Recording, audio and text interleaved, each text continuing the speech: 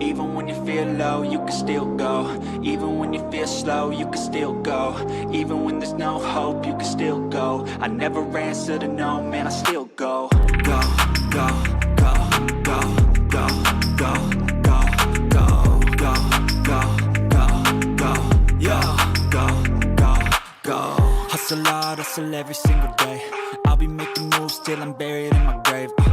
To the system, I don't wanna be a slave. I've been doing shit my way, or the highway. And in the driveway is a nice range. Cause I grind through the climb, I invite pain. You'll never hear me, bitch, nah, I don't complain. Just gotta flip the switch and you can go and obtain anything you want, anything you need. Your mind's got the key ingredient, it's belief.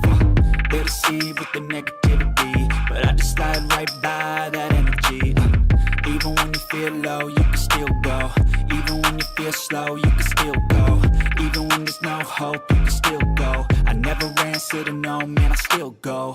Go, go, go, go, go, go, go, go, go, go, go, go, go, go, go, go,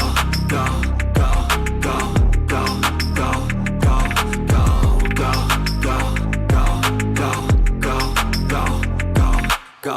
You got a mind, but even that could change. You could flip the gray matter like some batter in your brain. That's why they say, fake it till you make it A. And if you play that game, then you just might make a change. Rearrange all the bad to okay. Take the worst thoughts saying, turn them to a game. Take the best thoughts saying, put them on display. On repeat in your brain till you're feeling no more pain. Never slow yourself down, you can do some more. Push past all the pain and you'll find a door. Open it up and finally explore everything that you thought you could never do before. And even when you feel low, you can still go. Even when you feel slow, you can still go. Even when there's no hope, you can still go. I never answer to no, man, I still go. Go, go, go, go, go, go, go, go, go, go, go, go, go, go, go, go, go. Even when you feel low, you can still go. Even when you feel slow, you can still go. Even when there's no hope, you can still go. I never answer to no, man, I still go.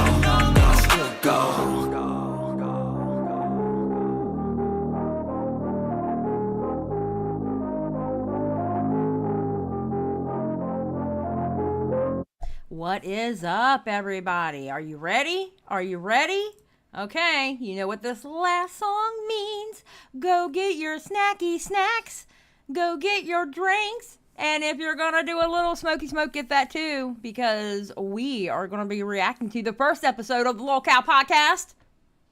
Let's go.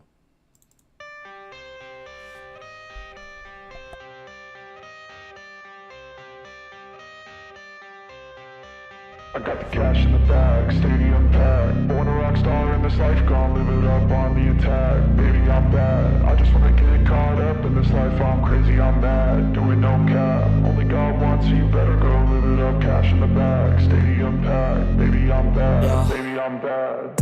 I just wanna stay bad, stay mad. Chip on my shoulder cause they treat me like an outcast. I ain't gonna take that, stay back. I'll be swinging hard till the hits come in all caps. I ain't gonna lay back, pray that someone's gonna help me. Ain't nobody like that. I ain't gonna wait, that's all fact. Give me one shot and I'll never get the throne back. I'm sick of being cautious. I'ma go cause some pain, can't stop this. I'ma steal everybody's lane, call it shoplift. Sick of hearing everyone complain when they thoughtless. Taste the pain, it's like candy canes. It makes me go change into a better frame, into a better name. Society's insane, we all live for fame, yeah. Cash in the bag, stadium packed. Born a rock star in this life, gonna live it up on the attack. Baby, I'm bad, I just wanna get caught up in this life. I'm crazy, I'm mad, do it no cap. Only God wants you, better go live it up. Cash in the bag, stadium packed. Baby, I'm bad, baby, I'm bad. I got the cash in the bag, stadium packed. Born a rock star in this life, gonna live it up.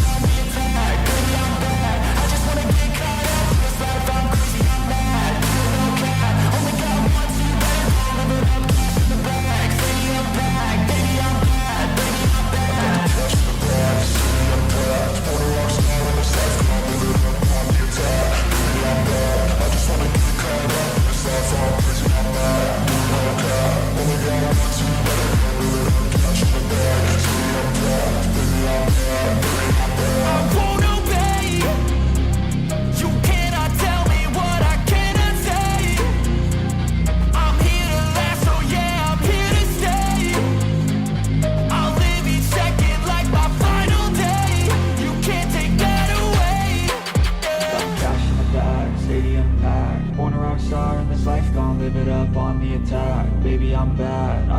get caught up in this life, I'm crazy, I'm mad. Do it no cap, only got one, so you better go live it up. Cash in the bag, stadium packed. Baby, I'm bad, baby, I'm bad. I got the cash in the bag, stadium packed. Put a rock star in this life, I'm living up on the attack. Baby, I'm bad, I just wanna get caught up in this life, I'm crazy, I'm mad. Do it no cap, only got one, so you better go live it up. Cash in the bag, stadium packed. Baby, I'm bad, baby, I'm bad. I got the cash in the bag, stadium packed. Put a rock star in this life, I'm living up on the attack. Baby, I'm bad, I just wanna get caught up in this life, I'm crazy, I'm mad. Do it no cap, only got one, so you better go live it up. Cash in the bag, stadium packed. Baby, I'm bad, baby,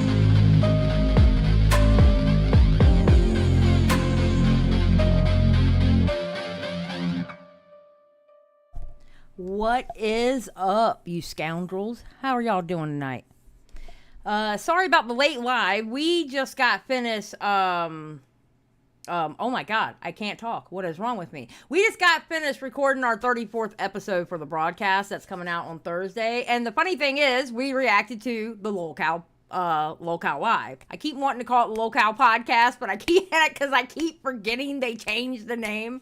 But we just got finished reacting to it. So I get twice the Boogie today. I'm doing this for you people, okay? I'm doing this for you. I'm literally reacting to Boogie twice for y'all, okay? All right? All right? This is how much I love y'all, all right? Just know this. Yes, thank you, Xylie, for recognizing the sacrifice that I am putting in for y'all. Oh my God, he is so frustrating, bro. Oh my God, thank God Tommy was there. That's the only thing I can say.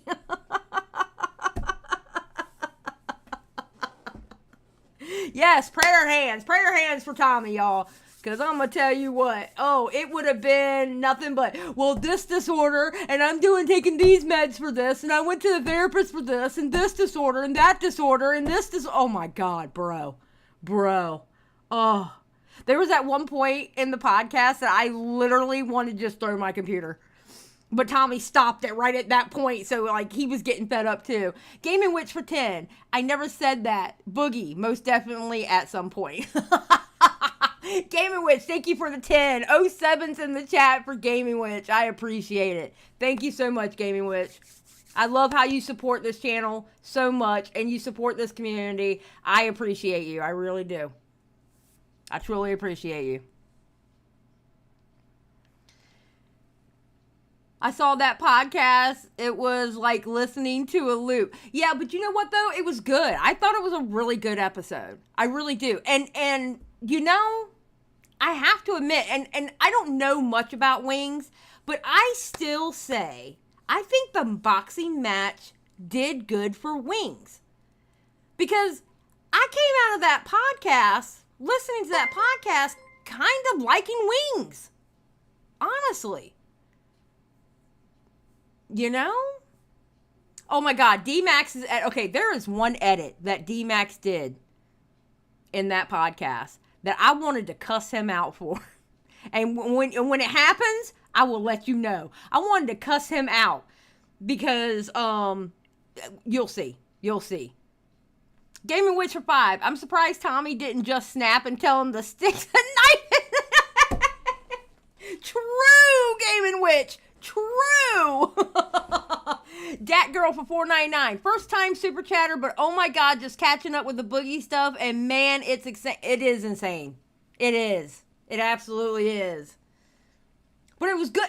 It's good. It's going to provide content. We need more content like this. You know, like I'm getting ready to step in the realm to actually creating content. I'm tired of doing reactions, but it's what I'm doing right now. But eventually I'm going to be creating content too. This is what we need. We need content, you know? And I'm loving it. I'm absolutely loving it. And Nick just put out, actually, let me go show this. One moment, please. How come I'm not? How come I am not? Okay, hold on. Okay, so. Okay, I'm not showing anything. All right, so episode 2, the farmers recorded. All right. And then here's Nick. We are amused. You see the picture? So episode 2 is going to be the farmers. Now, when you hear the recording, I do say I didn't know how episode 2 was going to be. I didn't know if it was going to be the cows or if it was going to be the farmers. I didn't know exactly how they're structuring it, which I think this is perfect. Let the cows go first, do their episode, and then the farmers do their episode. I think it's a great formula. I think it's a fantastic formula. I am so excited. Yes, this is Xylie After Dark. Yes, plants. Xylie After Dark. So, I don't know. I think it's a great formula. I'm really excited about it. This is just awesome. So, with this episode, being that it was the first one, I want to go through the whole thing. All right? I'm pretty sure for later episodes, it's just going to be timestamps. You know, like, okay, I want to cover what they said here, or I want to cover what they said here. But like with the first episode and probably episode 2 also, I'm going to want to cover the whole episode because it's like the first ones. You know what I mean? So, Muda's a POC. Is the farmer's name a racially... Gaming Witch, shut up. No, it is not. Stop it.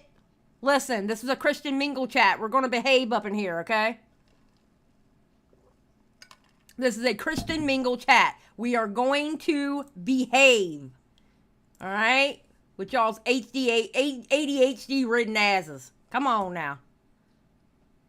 Oh, wait. Let me, I'm going to do it at 1.25. Plants for 5. Can I just say, before we get into this, D-Max did such a great job editing. 100%. 100% plants. I think you're correct. I think D-Max did a really, really, really good job editing this. I think D-Max did a perfect job editing this. Perfect job. Yes, we are proud. We are proud. One of us made it. One of us made it. No, but honestly, when I got the inkling, nobody told me that D-Max was editing it. I just got the inkling.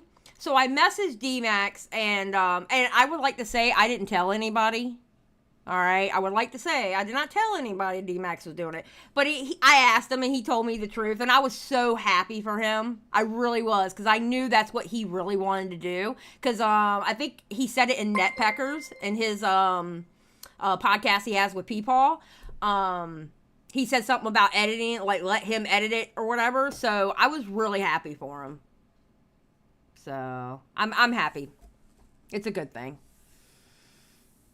Now, you know them Christians don't behave in them Christian mingle chats. Well, Samantha K, that's why this is a Christian mingle chat. Because guess what? My chat don't know how to behave either. Thank you very much. Weird Collar Guy for $4.99. You keep saying I've seen lots of mingle, not so much the Christian.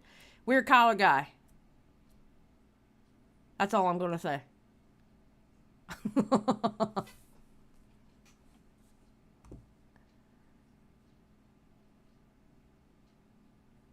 So, all right, I've been here physically, but mentally I squirreled out what's going on here. Well, read the title. We are reacting to the LolCow Live, the first episode.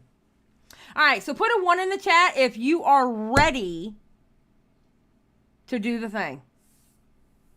Put a 1 in the chat if you are ready to do the thing. I got my drink ready. I got it at 1.25, and we're going to cover it.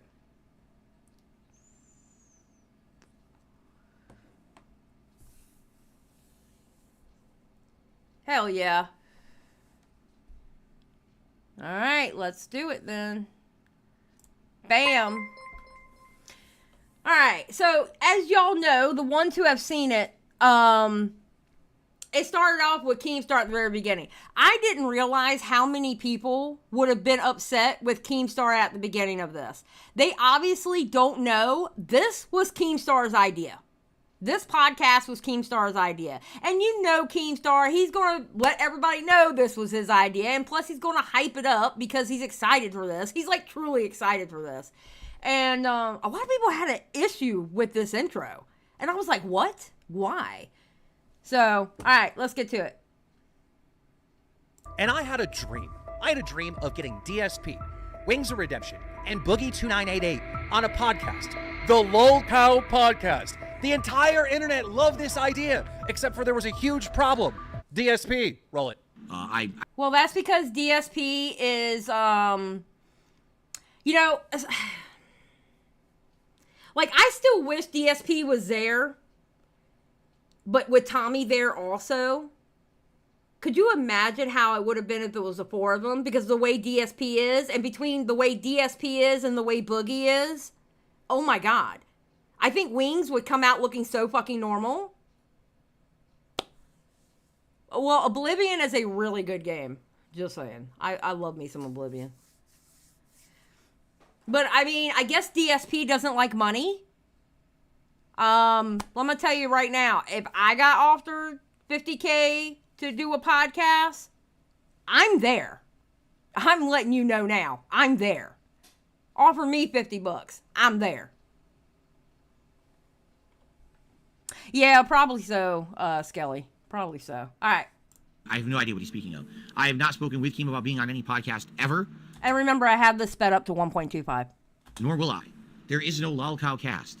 Period. There's a history with Keemstar where, you know, over the years, this guy has a horrible reputation on YouTube. He had been pretty nasty to me a few times, tweets and things like that. So we have a little bit of bad blood there. The whole idea of me, him, and Wings being on a podcast that was going to have Keemstar's involvement, and I guess Boogie still has some resentment there. He don't like money. He don't like money. Sarah Sausage, I actually agree with you. Cannot wait for the Farmers episode to come out. Me either. And I'm hoping, okay, we're going to cross our fingers, okay? Because I got the procedure tomorrow, right?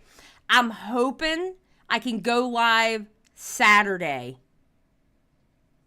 and react to it. Okay? So keep your fingers crossed. I'm hoping to go live Saturday so I can react to it, if not Sunday. And I still have videos I have to record for Jaded to give to Jaded, and I haven't done those yet either. So I'm like behind. I got 24 hours now. But we're going to react to it. The first thing I'm going to do when I come back is react to episode 2. So, yeah, that's right. Get those fingers crossed. Absolutely. All right, let's go.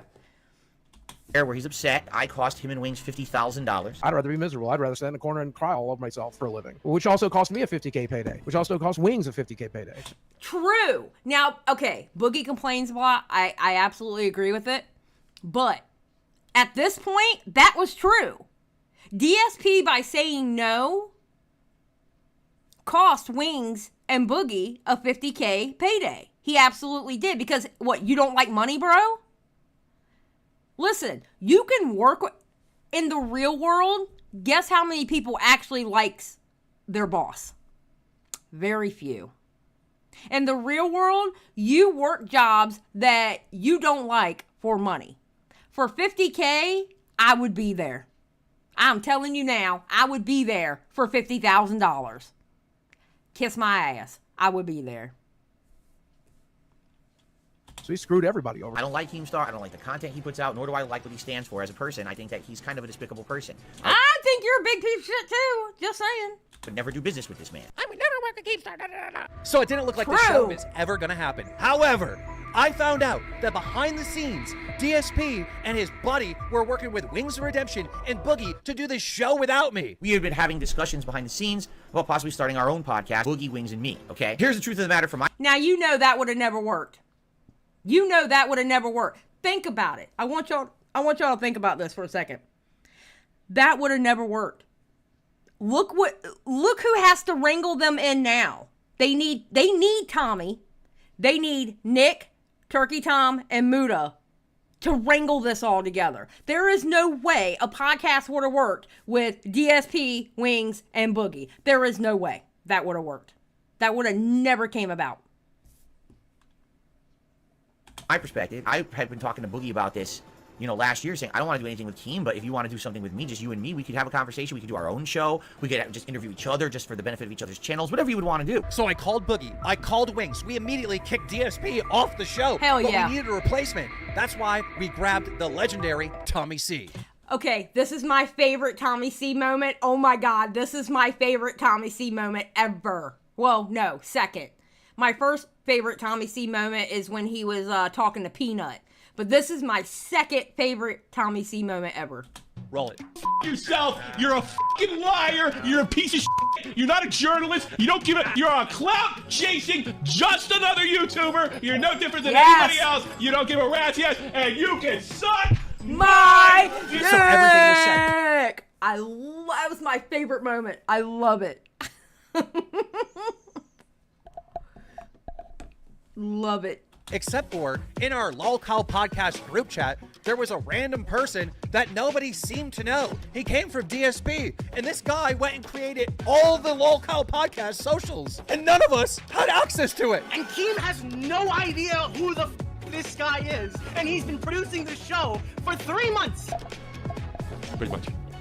So we kicked that guy out. We made a new group. We made socials across the internet called Hell LolCow yeah. Live, and we have our cows, Tommy C, Wings of Redemption, Yes. Boogie 2988, but we also have our farmers. Ladies and gentlemen, Muta, Some Ordinary Gamers, Turkey Tom, Nicholas Diorio. They're the B team. We got the A team with the cows, the B team with the farmers. This whole show is something that you have never seen before in a... It's so good. I love how they have this set up. Oh my God, it's going to be so awesome.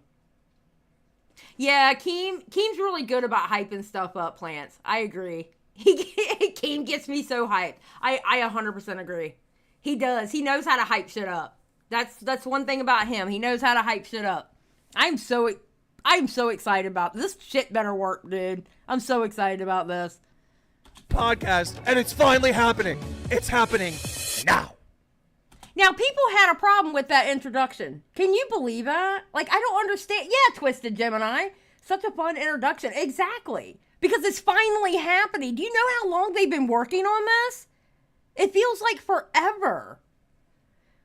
Why do they need the farmers? Oh, Doug. Oh, Doug. They need... Okay, so Tommy is looked at as the one with the common sense and he'll keep things rolling, right?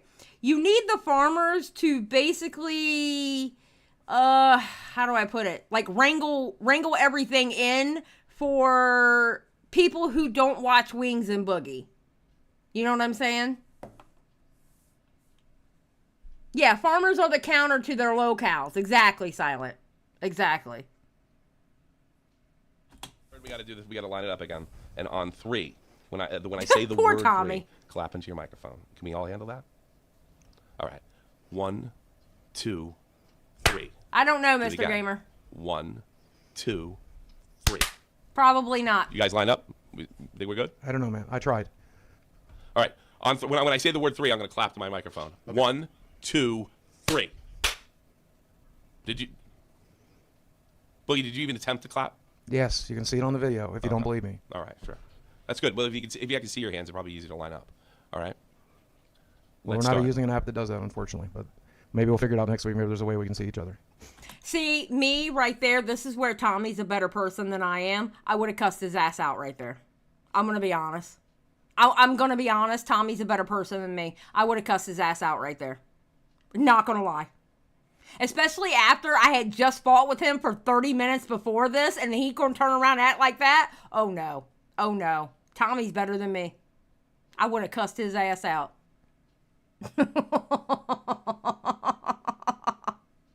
I don't think that's going to happen. I think this is the way they want it, and this is the way we're going to do it.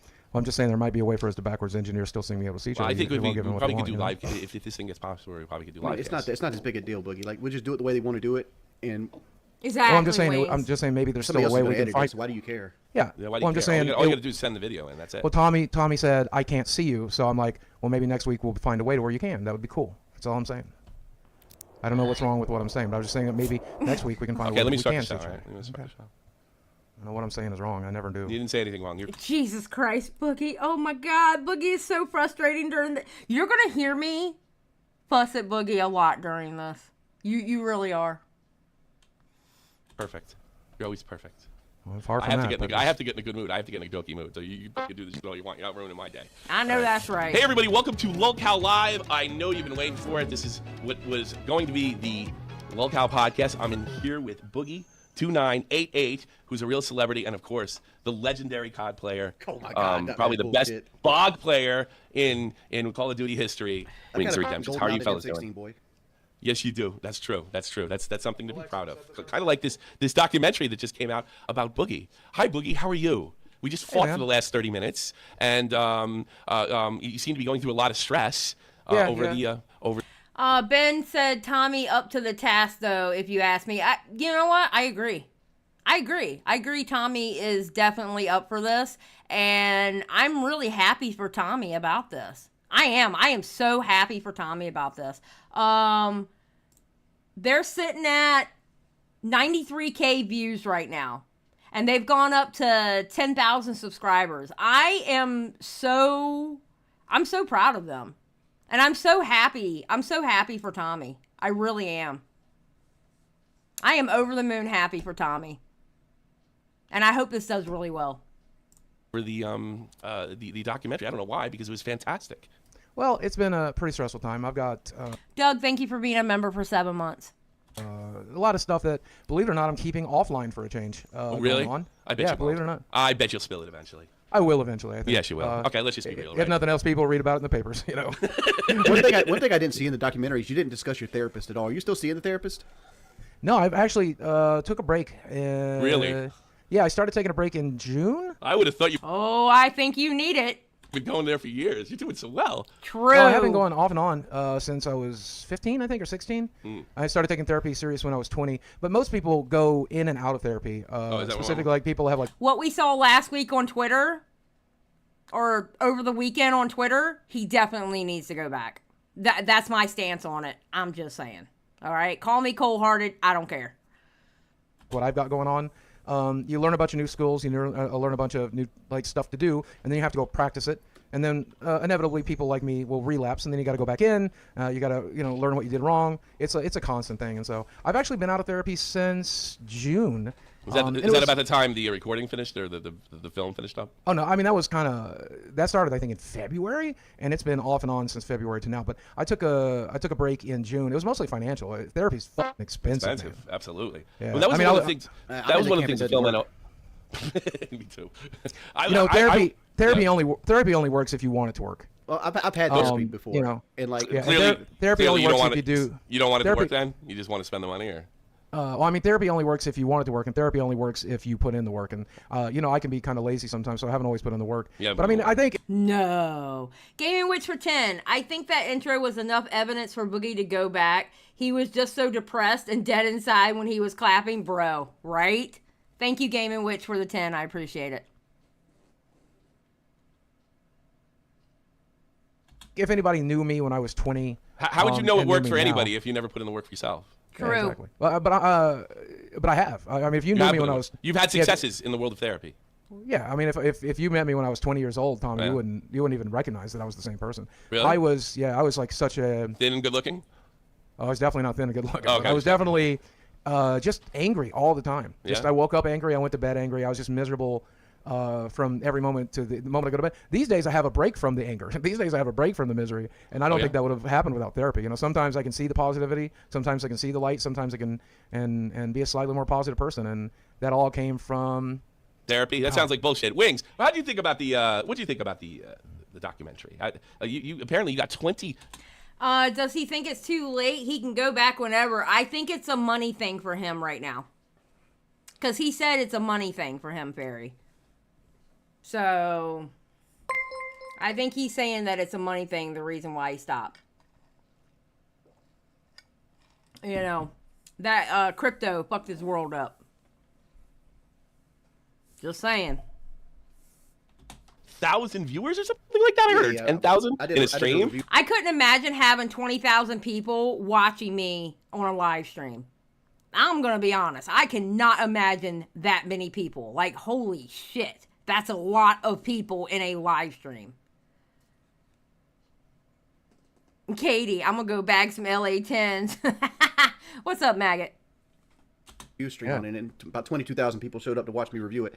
And like Boogie was talking about being mad at like Moist Critical in his views. I'm like, I hope he didn't watch my shit because I kind of went hard in the paint on it. But like, you went harder than Moist Critical? I watched that video. Easily went harder than Moist Critical. And like, I love Boogie to death, right? But like, I understand that some people, you treat people differently based on who they are as a person, not who you want them to be as a person, right? And like, I love Boogie to death. I think he's a great person.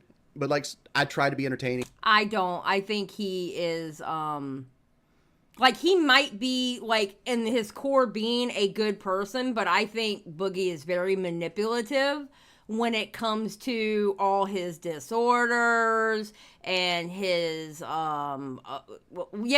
all his disorders, all his mental stuff. I think he's very manipulative, and he's so used to trying to reach out for people to feel sorry for him.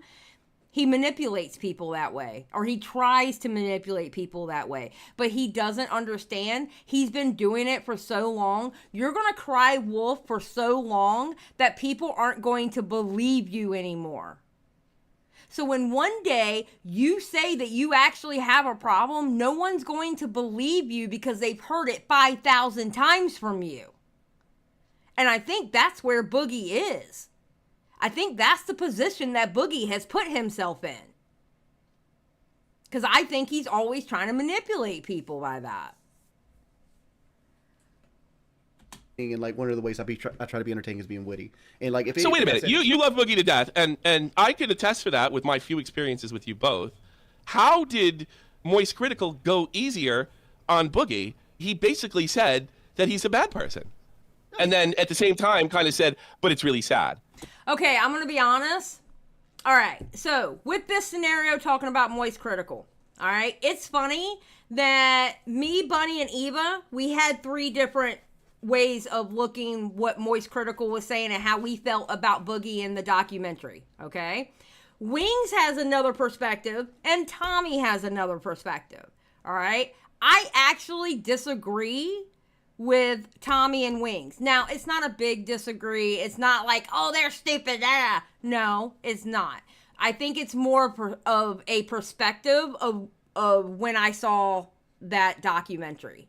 I'm going to be honest. I disagree with Tommy and Wings on this. And we'll get into that as we go on. Well, why is it sad if he's such a bad person? We watched the same video, because the video I watched, he was like breaking down Boogie's like sex sex worker dependency, and then like his, but he did, and yes, and then he broke it down that like, here's the weird thing. Boogie comes out and he says that, like, this is the way I took the video. Okay, all right, he spent over $200K on sex workers, right? And Boogie, the way when I first watched the video, he's just saying, this is basically how I wasted all my money. That I just got involved because I wanted to be with a Hollywood 10 and not an Arkansas 8, and those things. Charlie takes that and basically says and wraps it up in, he's a horrible person that treats women as just a sexual gratification. See, here's what I got for that. Okay, I'm going to be honest. I agree with Charlie's video. I understand that when Boogie was talking about that, he was talking about it in past tense. But the tone that Boogie was using, he did sound like back then that he expected to have that. That's what he deserved. You know, I took it that way. The tone that Boogie was using when he was talking about those women was so. And I know this is going to sound like, oh my God, you're going back to your T-Channel days. But I'm sorry. The tone he was using, he sounded like it was objectifying. He sounded like they were product and they weren't human beings. I'm going to be honest. It sounded like entitlement. I'm sorry. The tone that he used, it sounded like he felt like he was entitled. You know? And... you know, so. Much worse than what you did. No, what I got from that is he mistook something Boogie said in a sarcastic tone out of context as Boogie saying that he deserves to be fucking. Yeah. I disagree with Wings here. I don't think it was a sarcastic tone. To me, it didn't pick up as sarcasm to me. To me, it picked up as he thought he was entitled to have LA 10s. Especially when he currently looked at that one girl on the phone and he goes, well, she's a little thicker than I like.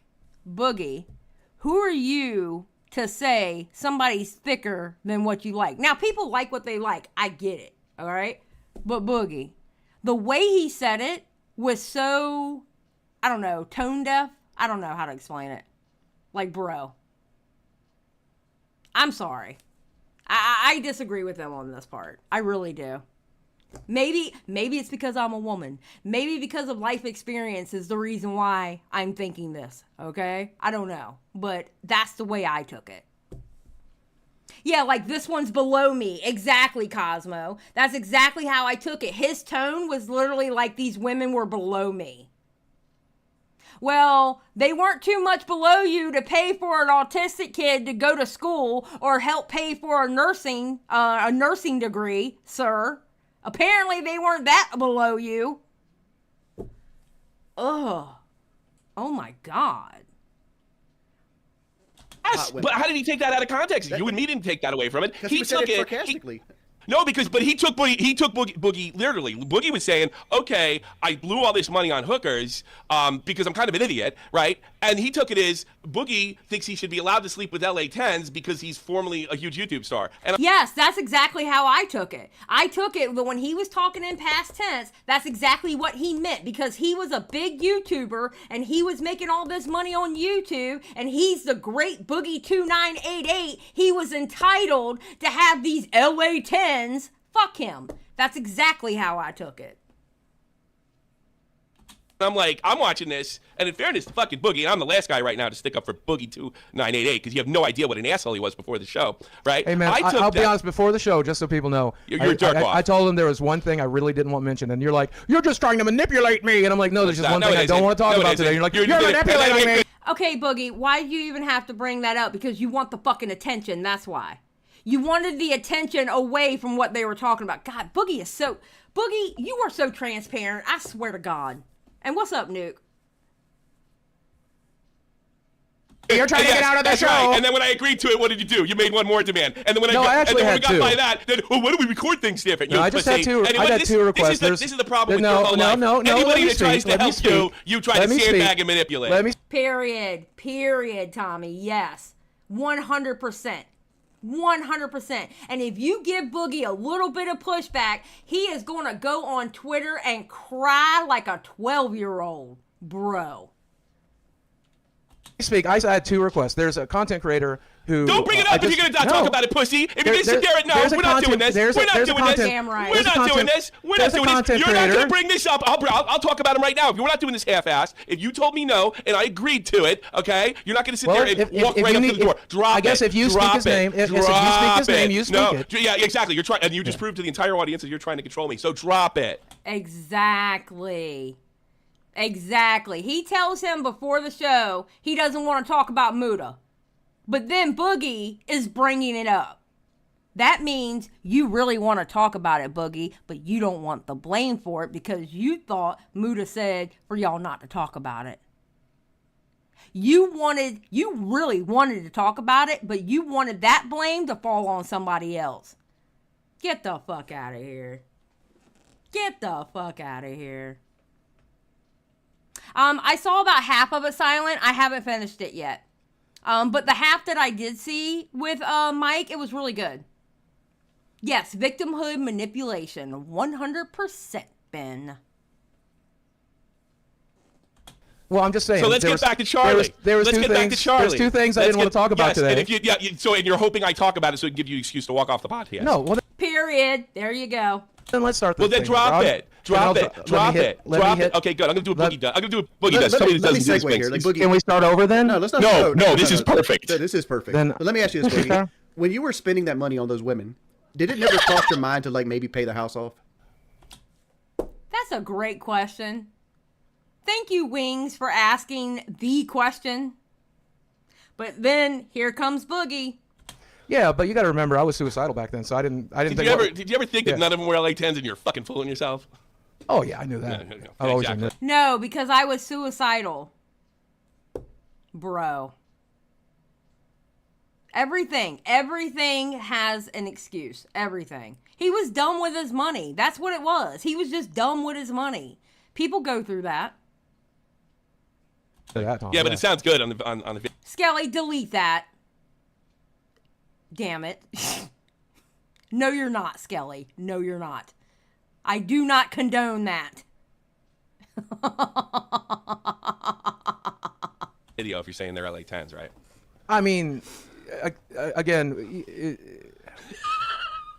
because like my wife watched the documentary today, because we did a lot. We rewatched the documentary, we watched the Charlie video to try to prep for this, to try to to have questions asked. And my wife brought up a couple good points. Hi, Kelly. And like one of the points is that you said you you never felt like you loved a woman, and like when you're married, like did you not love your first wife at all? I don't. Well, think she was really good at accounting. I don't think I said that. You did say that. Okay, that was Wings misquoting Boogie. We already know I that. definitely did not say that. Did you say that? I think he was on drugs when he said something like that, in fairness. Oh my God. This is the first time I've ever felt happiness. I don't know. He was on the, he did, like... Skelly, ninja style, don't worry about it, sweetie. Skelly.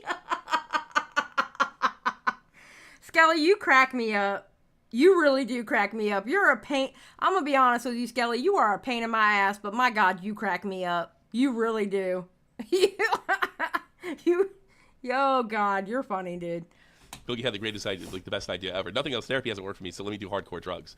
And don't get me wrong, psychedelics. If you do the research, there's a. I mean, every city in the country right now they're doing ketamine treatments. And ketamine combined with what is ketamine? For therapy tradition, ketamine is basically horse tranquilizer, but it's a psychedelic and it works for human beings. And every doctors and it cures COVID.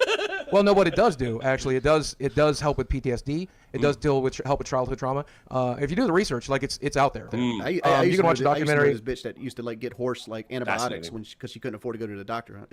Hey, sometimes you gotta do what you gotta do in today's economy, okay? Because doctor visits are expensive. Medicine is expensive. You gotta do what you gotta do sometimes. Not that I condone that or giving medical advice, okay? Do not do that. Go see your doctor, just saying. Go see your doctor. I go see mine. That's the same thing. So to beat COVID. But I don't think it does anything with like any physical diseases or anything like that, but it does help a lot with mental health. Specifically, like there's a documentary you can watch on Netflix called How to Change Your Mind, and they get into it there, and the research... I don't want to talk about that. I want to talk about your documentary. I'm sorry, I thought you brought it up. That's right. That's right. I want to talk about your documentary. You notice how he keeps trying to move away from his documentary? You notice how he keeps trying to move away from his documentary?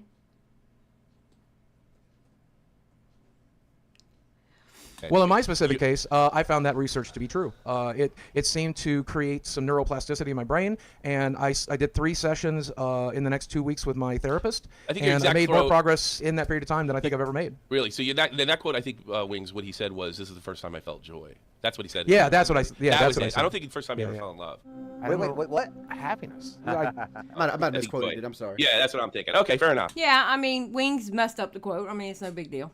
Fair enough. You said you were suicidal, but you didn't want to pay the house off at that point. It's like, well, why would you waste your money on a house? True, plants. That doesn't make any sense. Plants, very true, very true. That's right. I just want to spend my plan at the time was to spend through my money and then pop my brains. Yeah. But why would you spend like you're literally getting like fucking GameStop cards or some shit like that in purses to buy for hookers who you're paying for sex to begin with? Like you'll see in a lot of interviews, Mike said that he ballparked a lot of these figures. We didn't sit down and look at receipts. Okay, I have a question. Has he actually said that he ballparked figures? Because this is what I don't understand. If the figures were wrong and you saw that documentary before it was put up, why didn't you have him change the numbers? I'm just saying. Why didn't you have him change the numbers? That makes no damn sense. It makes no sense whatsoever.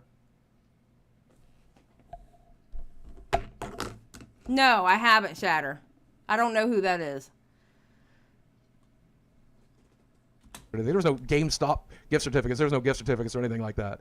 There were gifts, there were trips, there were things along that lines. And most of the time, it wasn't like I took somebody on a trip with me. I would go to LA to see my friends, to go to the Game Awards, to go film haunt season, stuff like that. And while I was out there, I I'd take like one night to meet somebody and hang out. So like a lot of that to begin with, the $200,000 figure got severely rounded up, and then the majority of that money was spent on just traveling. You know, most of it was like getting out my fat ass out there. Like, why would you do that if you couldn't afford it though? Well, I could afford it at the time, but yeah, I definitely could afford it. Yeah, at the time he could afford it, but instead of paying his house off, he spent it on women. I'm not doing it now because I can't afford it. Have paid on pussy. It's a $200K. And I mean, he says $200K is not legitimate. What's the real number? Specifically on that? 100. Shatter, I went over that. Yeah, I don't. Yeah, I went over that. I have that episode's already on my thing, on my channel. I'm a New Jersey 7. Do you think I have a shot with Boogie, guys? Oh, Katie, stop. Katie, you're in this chat. You know what that makes you? That makes you an automatic 10, okay? If you're in my chat, you're an automatic 10 wherever you go in the world, okay? I don't care what anybody tells you, all right? You are an automatic 10, girl. All right? And that goes for anybody in this chat. If you're in this chat, you are automatic 10 because you in this chat. All right? 90. Maybe. God, it's not any better than that, really, to speak it out loud, Tommy. Probably 40. 40? If I had. Jaded, you're going to hell. Jaded's like, have you seen some of the folks who visit this chat?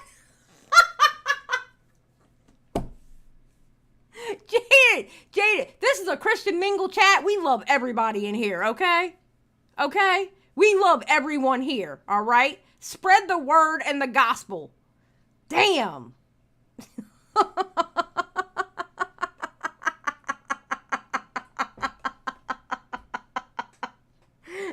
We're all God's children, damn it. At the estimate, across 3 years. I mean, like, 40K in 1 year. Am I You having sex every That's day? pretty fucking bad. How I much? had that money right now, I'd be How much is very sex? Oh, see, you were buying them. See, most people, what they do is they give the hooker whatever, $100, $200. Okay, this amazes me. All right, and I don't know. Maybe because Tommy never covered stories with sugar babies, but you're literally watching Tommy learn what a sugar baby is. He didn't know what a sugar baby is. It's crazy. It's absolutely. I'm like, Tommy, you don't know what a sugar. I'm like watching this podcast. I'm like, Tommy, you don't know what a sugar baby is? What is wrong with you? And sleep with them and get rid of them. You were taking them out. Like, why are you taking hookers? Oh shit! out I to did some dinner? stupid shit with him. I sent an autistic kid to fucking school. I think it's more interesting talking about the pussy. Well, no, but I'm saying like that. No, I'm saying like not stupid for shit. someone That's I knew, like- I sent their kid to fucking school. Oh, it was like it I was a spent my money on hooker's doing kid. shit like that. Yeah, like I did. You I sent did a all hooker's kinds of kid to shit. school? Yeah, I really did. I helped somebody, I like was over the here documentary thinking said, I like helped somebody with like I called their a local nursing school and, like, degree. Well, Phoenix, sugar babies weren't really a thing. Like, sugar babies came about, like, okay, sugar babies have always been a thing, but it hasn't become a real thing until the internet, where they actually have sugar baby websites. Okay? So the term sugar baby really didn't really come about until, like, last, 10 years, I think? 10, maybe 15 years? Something like that. Eat all people's lunches. Yeah. Yeah, Yeah, the By the girl way, experience. you paid off the girlfriend's kid stuff before, though. You're not 100%. I'm not- You're a good person. You've done that before yourself. Well, one of my first long-term relationships had 2 kids, and like I was stupid and I was in love and stuff like that. I've spent my own degree of money, but like 40,000. I've done my degree of stupid shit too for love. Before my husband, oh my God, if I could have all that money back, oof, I'd be sitting pretty right now. I would be sitting pretty right now if I had all that money back. I know how it is to do stupid shit with your money for somebody that you love. Thousand ain't that bad. I mean, like, were let's they ballpark it like hookers? this. No, Were they hookers? No, they weren't Or they were hookers. girlfriend? They were my girlfriend at the time, but like, Oh, fair enough. you haven't beat like DSP's Hogan pools yet, so like you're still good on the hooker foundation in my book. Why didn't you just sleep with them and like call it a day? Why did you have? Is it like I noticed like Nobody will basically- believe me when I tell them, but I was just trying everything I could to just be out of pain. I was like in a very bad place mentally, and also He wanted the companionship. That's why they were sugar babies. You're not paying just for sex. You're paying for the companionship. You're paying for the night out on the town with a pretty girl on your arm to kind of show off. You're paying for more than just sex. You're paying for companionship. That's basically what Boogie did. Physically, and going through the divorce and getting bypass surgery and everything else. But why? No, that doesn't answer my question though. Why taking them out? Why the dinner date? Like why buy them Because I thought that might help. Just straight up like sex didn't help. So I thought, well, what if we went to this place together? What if we did this thing? Yeah, exactly, Moody. That's why they call it the girlfriend experience. Exactly. See, that's why I say that my chat is probably the smartest on YouTube. Y'all always work it out. Now, granted, you have your ADHD moments and you squirrel out on me, and that's fine. That's okay. I'm ADHD too, and I go on tangents. All right? That's how, but we vibe. We vibe and we work shit out here. All right? That's what we do. Together, what if we travel? Oh no, it never helped. It was a very. It's like the food. Like the food is fucking killing me, but I keep eating it. Honestly, ninja style, I don't think so. I don't think Bunny would. To be honest with you. Well, I'm just saying. Like, so it was always a self-destructive act. How did you pay? How did you pay? You pay by the hour? Like how did it work? Generally, it's more like, hey, I need help with this, so help me with this, and I would help them with that. That's generally what would happen. That's what. Wait a minute. You pick and see. I don't know how it works. Look, I was in the army. All right. You meet somebody. I was in the army. You meet somebody online. Yeah. You talk for a little while. You get to know them. You hang out a couple of times. And you pay them? And then they'll be like, hey, so this is what I'm looking for. Like, I need help with this. I need help sending my kids to school. I need help with my nursing degree. Oh, so you actually were doing sugar daddy. And so, like, then... Okay, Katie, I will answer this. How are you going to fail a gastric bypass surgery? It's actually very easy. I have a family member that had one, and when she got pregnant, she had the bypass surgery. She got pregnant afterwards after she lost like 60 pounds, and then that completely fucked her up. It's actually very easy because listen, the bypass surgery, guess what? Your stomach still stretches out. So you can go into the bypass surgery and they cut part of your stomach and blah, blah, blah. But if you don't continue to eat right after the bypass surgery, you're going to gain all that weight back and your stomach is going to stretch. It's so easy to fuck up a bypass, the stomach bypass shit. Yeah, you can't get skinny with the surgery only. Go watch 600 Pound Life, period. D-Max was just in here. Howdy, good people. Just popping in to say hi. Episode 2 is the editing phase. Hope all is well, Queen Xylie. Thank you, D-Max. D-Max, I'm about to cuss you out here soon because of one of your little sounds that you put in. It made me swipe around thinking there was a fly in my ear. I was like, I'm going to kick D-Max's ass for that one. You got me with that one, D-Max. That made me think there was a fly flying around me. I was like, because it went from one ear to the next ear, and I was like, oh my God. And I literally swiped around. I was like, you little son of a bitch.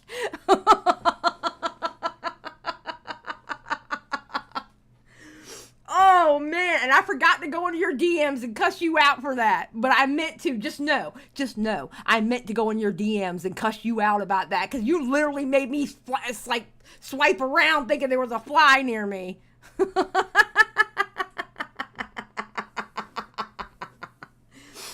D-Max, I always bugged you, Xylie, to be fair. Ha! That's funny.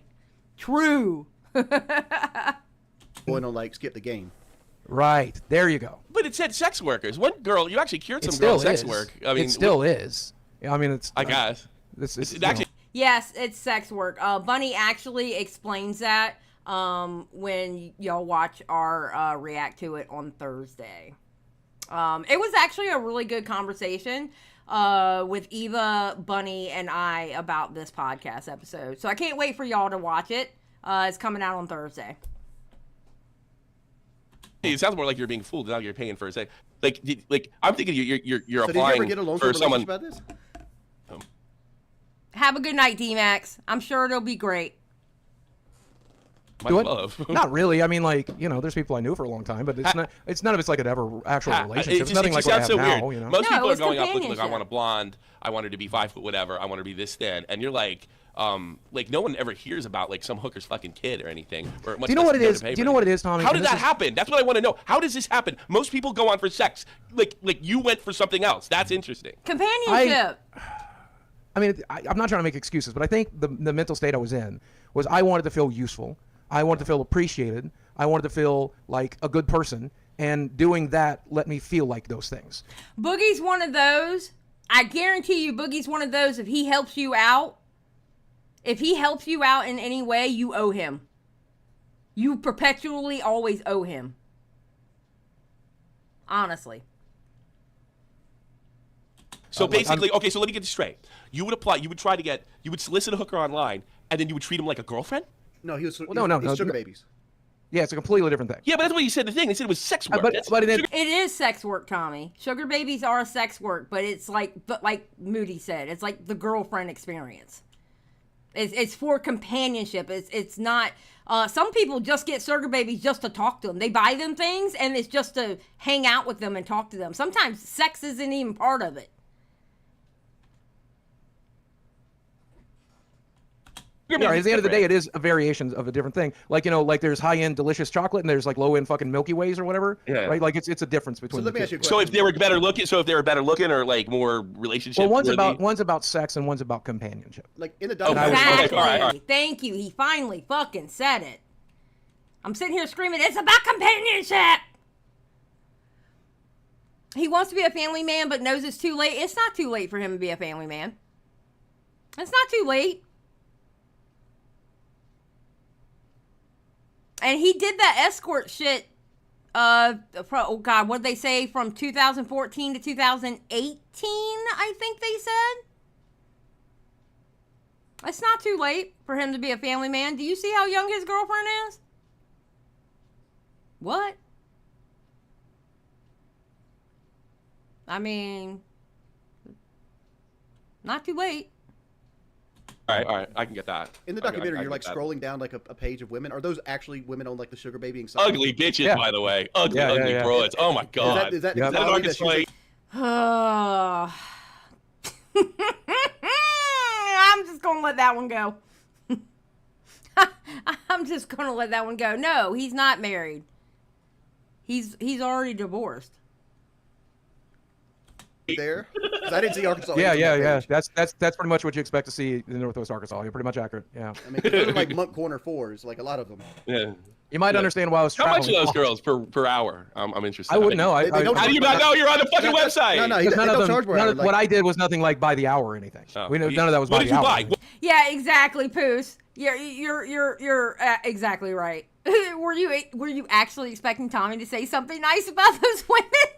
True.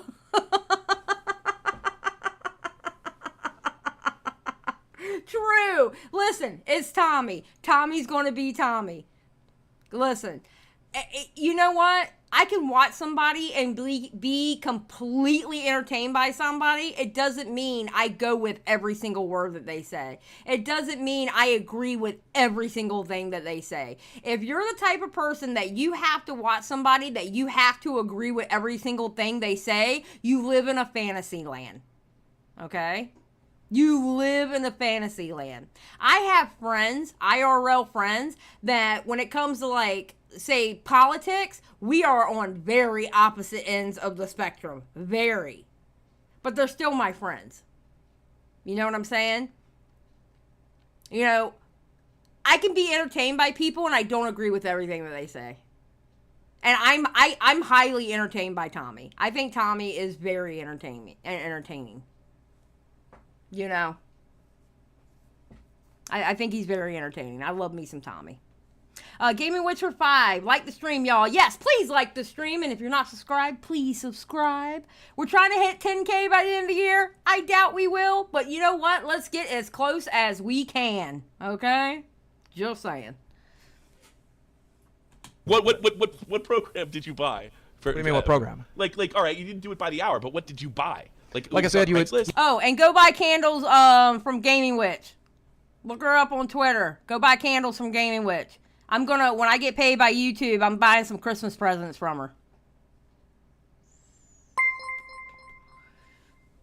You'd meet somebody online, you would talk to them for a while, you would get to know them, you'd go on a few dates. Then they would be like, here's the thing that I need help with. You can't leave and then you would help them with that thing. Without giving this girl's identity away, which one would you say was the one that you shugged for the most? Like, what was the most outrageous one? The one that quit sex work. The one with the autistic kid. I felt a lot of compassion for her situation. I felt a lot of compassion for the kid. And they Did you actually talk to the kid? Because this would make it more weird. Yeah, I mean, I met him a couple times.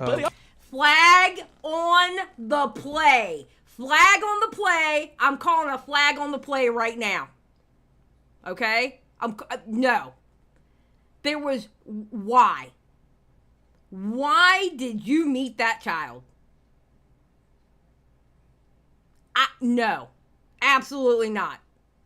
No. Flag on the play. That should not have been a thing. I'm sorry. That should not have been a thing. Because that's putting a child, oh God, it's an autistic child and you're putting random people in their life like that? Absolutely not. Flag on the play. I'm sorry. Absolutely it's on the mother. No, absolutely, Midna. 100%. Absolutely. That's a flag on the play right there. No, absolutely not. Absolutely not. Oh my God. And I didn't pick up on that the first time I watched it. And then we picked up on it when we watched it tonight. And I was like, whoa, wait a minute. What? I'm sorry. I'm judging for that one. I'm sorry. I'm being judgy-wudgy for that one. I'm Boogie 998 from YouTube. They came over for my Thanksgiving during COVID. That was a thing we did. Came over for Thanksgiving. What? Bro. Was this after or before? I guess this is when your wife left, right? Yeah. Oh, wow. So you just you were trying to make a little family for yourself is what you're doing. Well, I my thought process was, and it's not like this now, but at the time I wasn't. Oh my God, that damn edit. I'm gonna beat D-Max up for this one. Listen to the damn fly. It sounds like it literally is in your ear. You were trying to make a little family for yourself is what you're doing. Well, my thought process was, and it's not like this now, but at the time.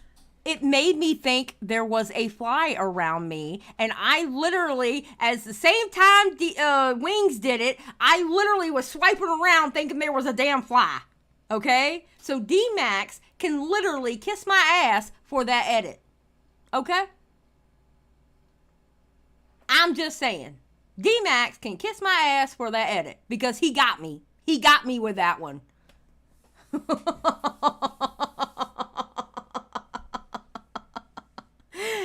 Shatter's like, that's some good editing. Annoying edit, but good editing. Exactly. Time I wasn't emotionally available. So I wanted companionship, but I knew I was not emotionally available at all. Yeah. So my thought process was I could be financially available. And so maybe I can do that. Maybe I can feel like the hero. Maybe I can feel good. So maybe like I can dad. be appreciated. And in the process, have the companionship I was looking for. But I also knew, I knew I couldn't date after that divorce. And this is a sex worker. Gaming Witch, if you want to link your shop in the chat, you can. You can do that if you want, Gaming Witch. I don't mind. Because I know people are asking for it. We're talking about. Well, no. Again, they're in the same genre, but it's very different from what you're imagining. It's very different from what you're imagining. I can't imagine this. That's the problem. And you're right. I mean, sex is a lot of the times not like tertiary. It's all the way in the back. That's something that will happen most of the time, but it's nobody's goal. So do you think that I'm not surprised you said any of this, by the way. Do you think Charlie's was like extra brutal? I thought he sounded like a fucking. I watched it. Actually, hold on one second. Give me a second. I'm trying to wait for it to catch up. As soon as chat catches up, I'm gonna pin that. And that way, if people have questions for it, they can just go up to it. Didn't Boogie make a sex worker quit? Yeah, apparently.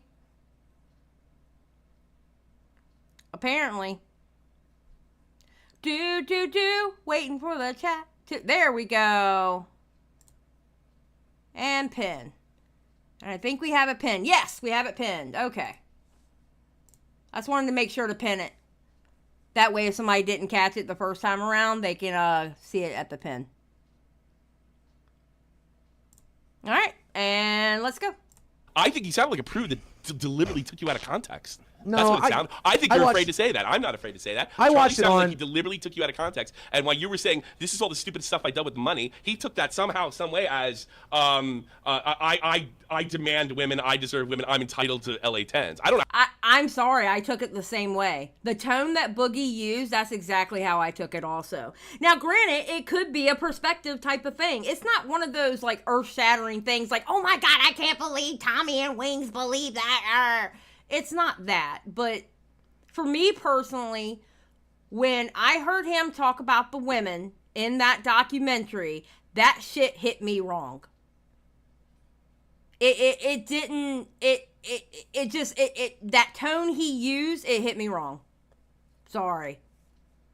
It did. You know, so. It's not like he said it in a joking manner. It's not, to me, he didn't even sound sarcastic. If he was doing it in like in a sarcastic manner or a joking manner, then it would be like, okay, he's just doing a woman joke, okay, or whatever, you know, wouldn't give a shit. But the tone he was using, nah, I took it that way. So much what Boogie says hits me wrong these days. Yeah, Ben, me too. I think it's a woman thing because 100% I think the same as you. So I'm not crazy moody is what you're telling me. Okay, that's great. I mean, listen, I am a card-holding member of the Crazy Woman Club, all right?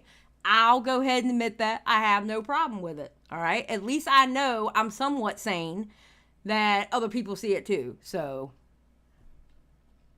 How he twisted that. And Wings, well, I'll be you honest felt the with same you. way when you wrote that, when you saw that, right? I heard when Boogie said that he was being sarcastic, and I think that's what I thought. Yeah, Charlie when I said it, well, to be from the horse's mouth. When I said that, I was talking in the past tense. If you listen to if you listen to it, right? It's clearly past tense. I thought you were talking in the past tense. I didn't. I thought you were saying.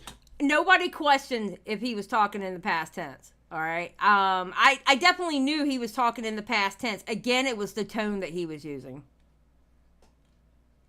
Like he's saying you were being sarcastic. That's how Wings took it. I took it as sarcasm, but sarcasm in the sense is this is what an idiot I was. This is why I blew all this fucking money. Yeah, right? And that's so I watched Charlie's.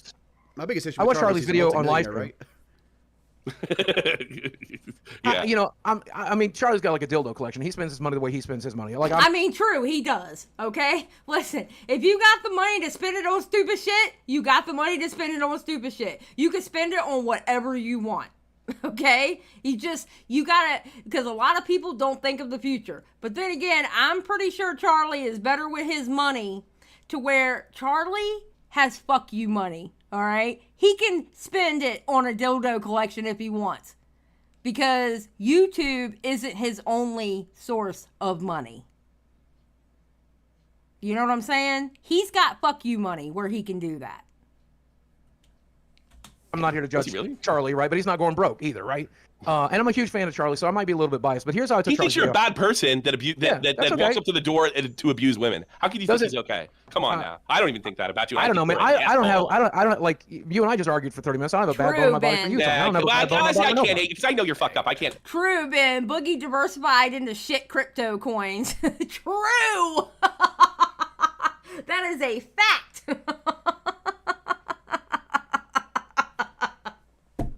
Hate you. I look at what's critical as life in the world is mean, because that he's got 4 million views on that video critiquing your documentary, which took months to make.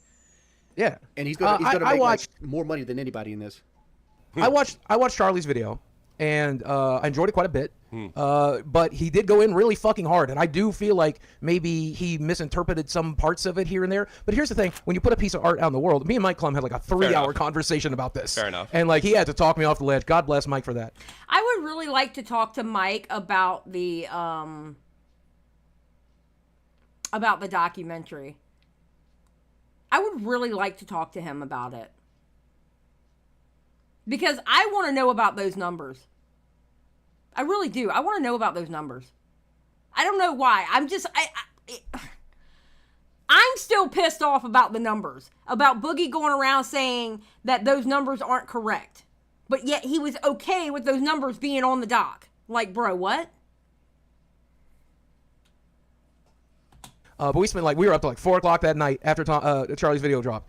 And like I ultimately figured out during the conversation is like, when you put a piece of art out of the world, people are going to interpret it how they interpret it. And Charlie interpreted it that way. I have a feeling that Boogie says shit out of his mouth for either people pat him on the back and go, good job, bro, or, oh my God, you spent all your money on that. I think if anybody fudged the numbers, it was probably Boogie to get sympathy points.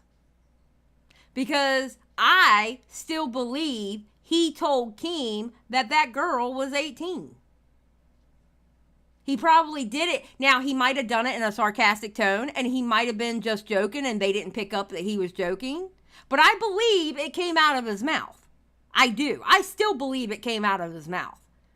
Again, he might have been joking, and they took him serious. That's a possibility. But I still think it came out of his mouth. Because Boogie's a liar. That's what he does.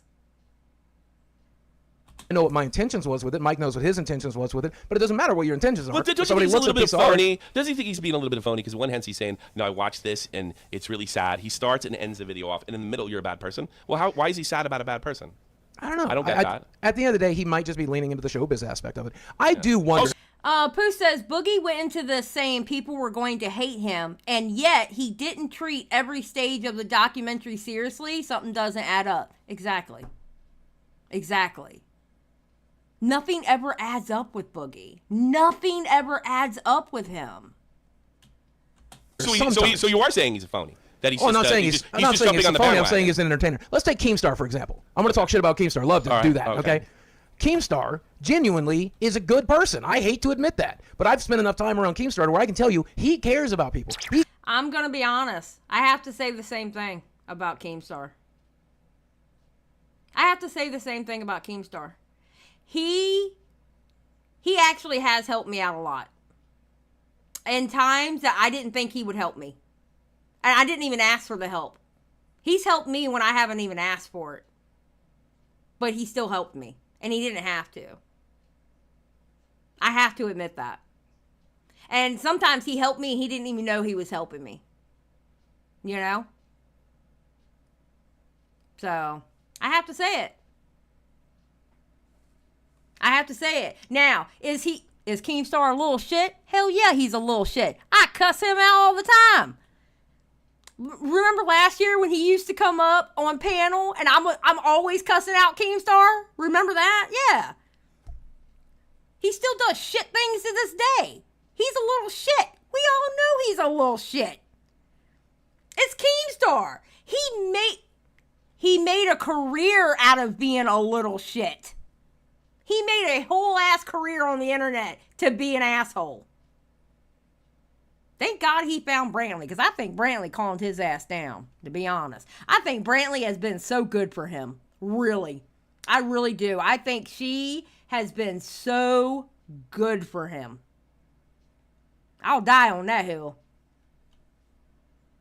He cared about etiquette. He cares about me. The etiquette stuff they put. Right? No, the etiquette stuff. That whole thing they did to Keem on the etiquette stuff was bullshit. Right. Oh yeah, absolutely. The etiquette stuff was dumb.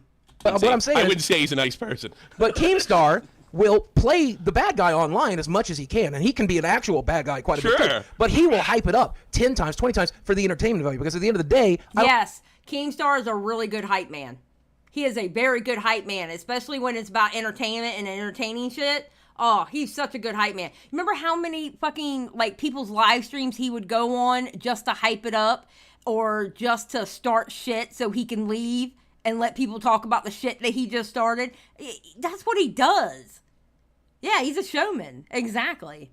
I don't think Keemstar's a phony. I think he's an entertainer. For sure. Oh, and I think Charlie was trying to be the most entertaining he could for his video. I agree with you what you said about Cameron. Like, he does put it on. He does play the bad guy. And yes, he's crossed the zone in the bad guy. But I think it's so. But what you're telling, that's not the kind of audience that Charlie has. Charlie has an audience. They take him deadly serious. They want to believe that he is who he appears to be. I think this is the only time I agree with Boogie, is what he said with him.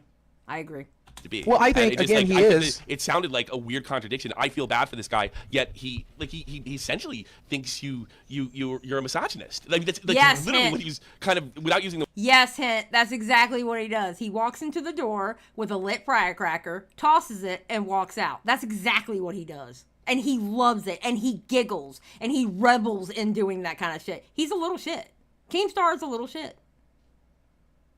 Honestly.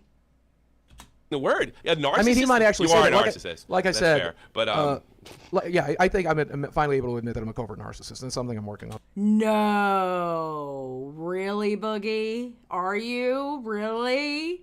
Wow. I would have never guessed that one. But that said, okay, fair enough.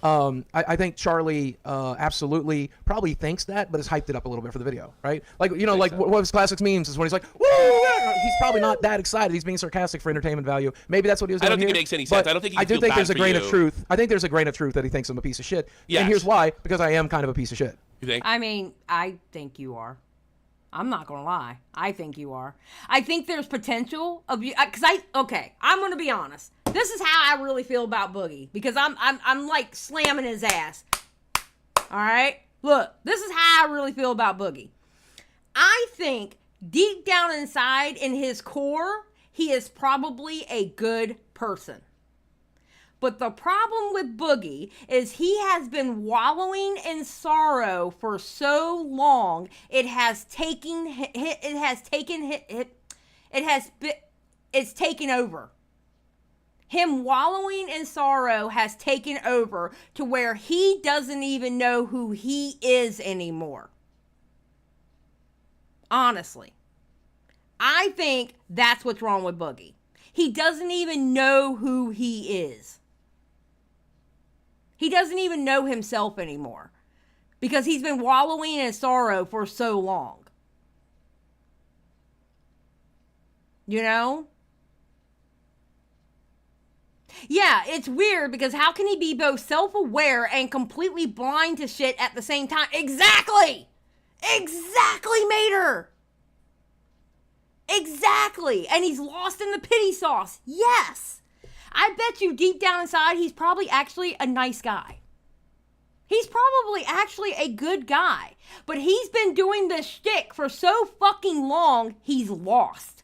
And he doesn't even know who the fuck he is anymore. And he lost himself a long ass time ago.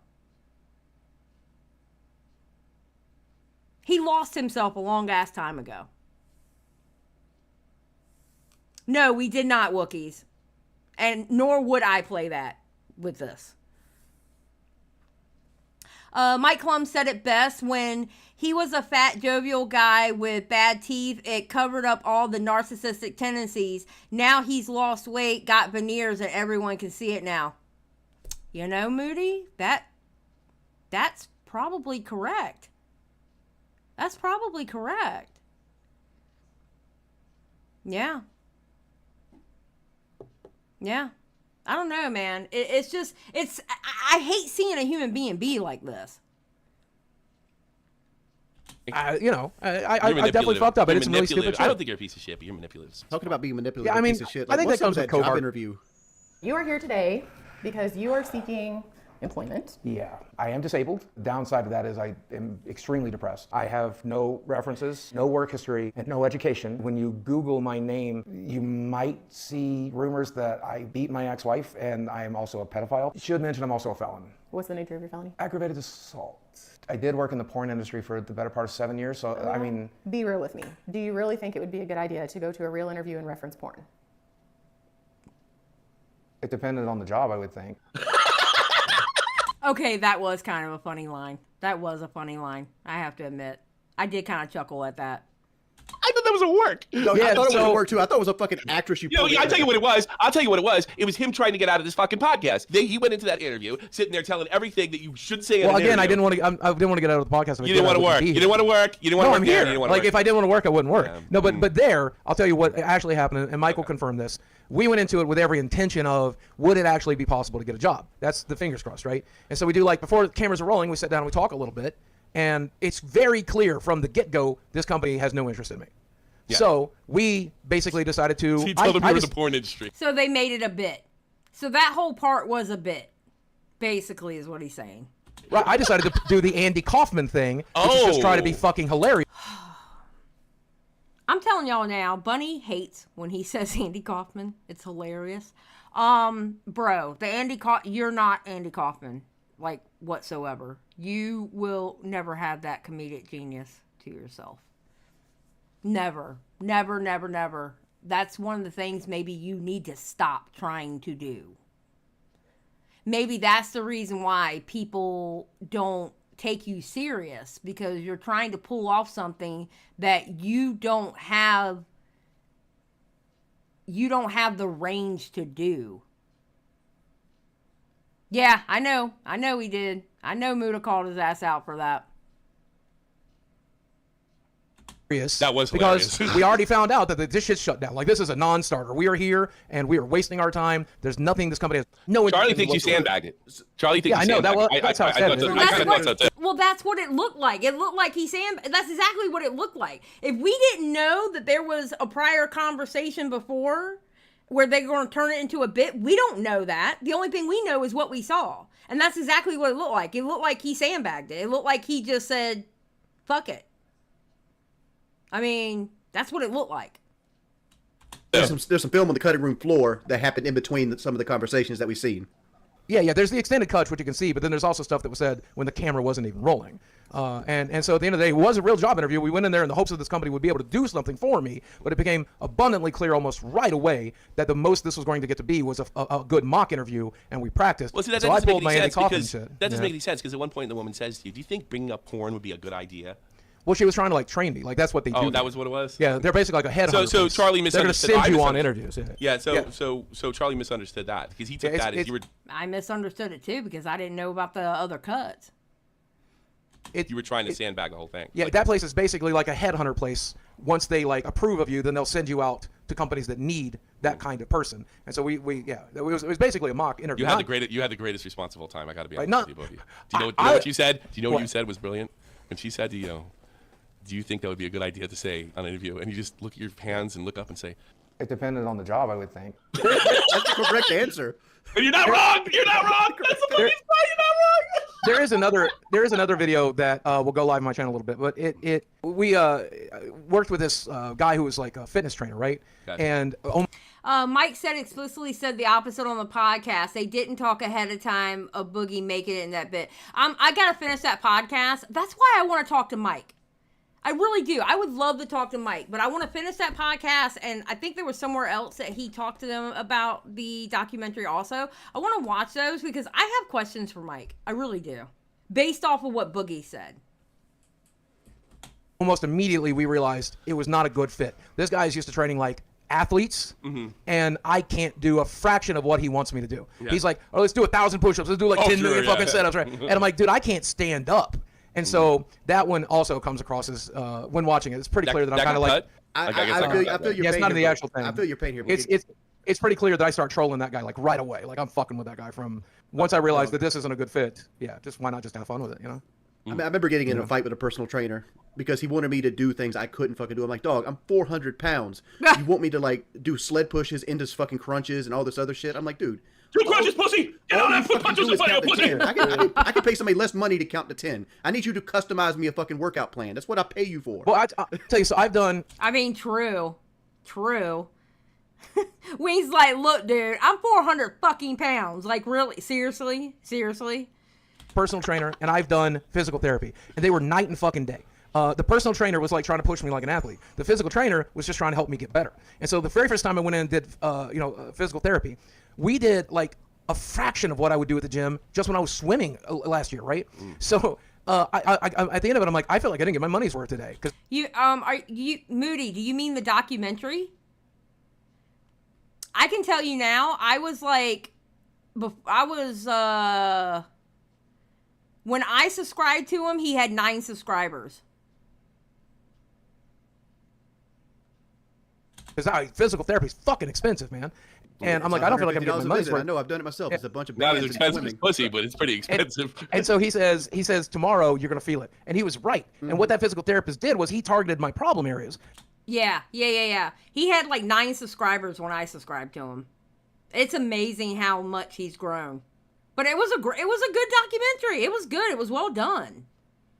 A personal trainer, some personal trainers, surely, but a lot of personal trainers are just going to push you like you're an athlete. They push me like I'm injured because I'm injured, right? And so, I don't know, I think if you are an obese person and you're trying to get better, make sure your physical trainer has worked with other obese people, has an education to work with other. I agree, let's not talk. Nobody wants to hear that. I agree, Lisa. And thank God Tommy cut this off, because Jesus Christ. Physical therapy. Get into fucking physical They want therapy. to talk That's what about I your mean. goddamn video. No one wants to hear about your fucking physical training. Well, anyway, the point that I'm making is like that's another one that hopefully one of the extended clips up, and it just shows like sometimes it's just not a good match. Let's just have fun with it, you know. How'd your girlfriend take it? She took it pretty well. You know, she's pretty open-minded about showing off her body and stuff like I'll that. say. And She seems real ride or die. Fucking Wings. I came out of this liking Wings, not gonna lie. You ain't wrong. You ain't wrong. She's been doing pretty well with it. Some people have been kind of shitty, but you know that's always going to happen. But the vast majority of people are just really sweet to her, and I'm actually really grateful for the community for just being like so fucking nice to her. It helps her. It helps me. It helps everybody. That's what you fucking Boogie. Yeah, hit me. If you were dating your current girlfriend and the Frank Hassel shit popped up, you think she would have handled it so you wouldn't have to? She would have smoked him. She would have if she wanted to, but I wouldn't have opened the door. Tommy's funny on this part. I love Tommy in this part. Like if there was a chance that she would have got hurt, like I would have opened the door. The reason I opened the door with Frank is I just didn't give a shit. I feel like she would have handled it better than you did. I think she'd get in his face with a finger and lay it down. She ain't gonna hit her. She would have fanned on that revolver and smoked him. She might have. She might have, man. But you know, at the end of the day. Oh God. Oh. Lord have mercy. Here we go. Boogie with this excuse now. Hey, as open as she was, her family was they watched the doc and they were really supportive. I was shocked by that. Her family knows about you? Holy. Oh yeah, I've met the family. We're having Thanksgiving together. They're actually really fantastic. I'm gonna tell you now. If I was 20 and my mama would have watched that damn documentary, my mama would have went straight to that house and dragged me out of that house by the hair on my head and say, I dare you to even speak to this motherfucker again. My mama would not play. Oh no. Oh no. My mom would have been like, I don't give a shit if you're 20 years old and you can legally do what you want to do. I'm still your damn mama and I'm dragging your ass out. Oh no, my mama. Woo. Moody Morgan, my mama would have whooped everybody's ass. I'm telling you. My mama too. My mama, everybody would have got it. Everybody would have got it. Even Boogie's roommate would have got it. My mom would have walked in and everybody would have got it.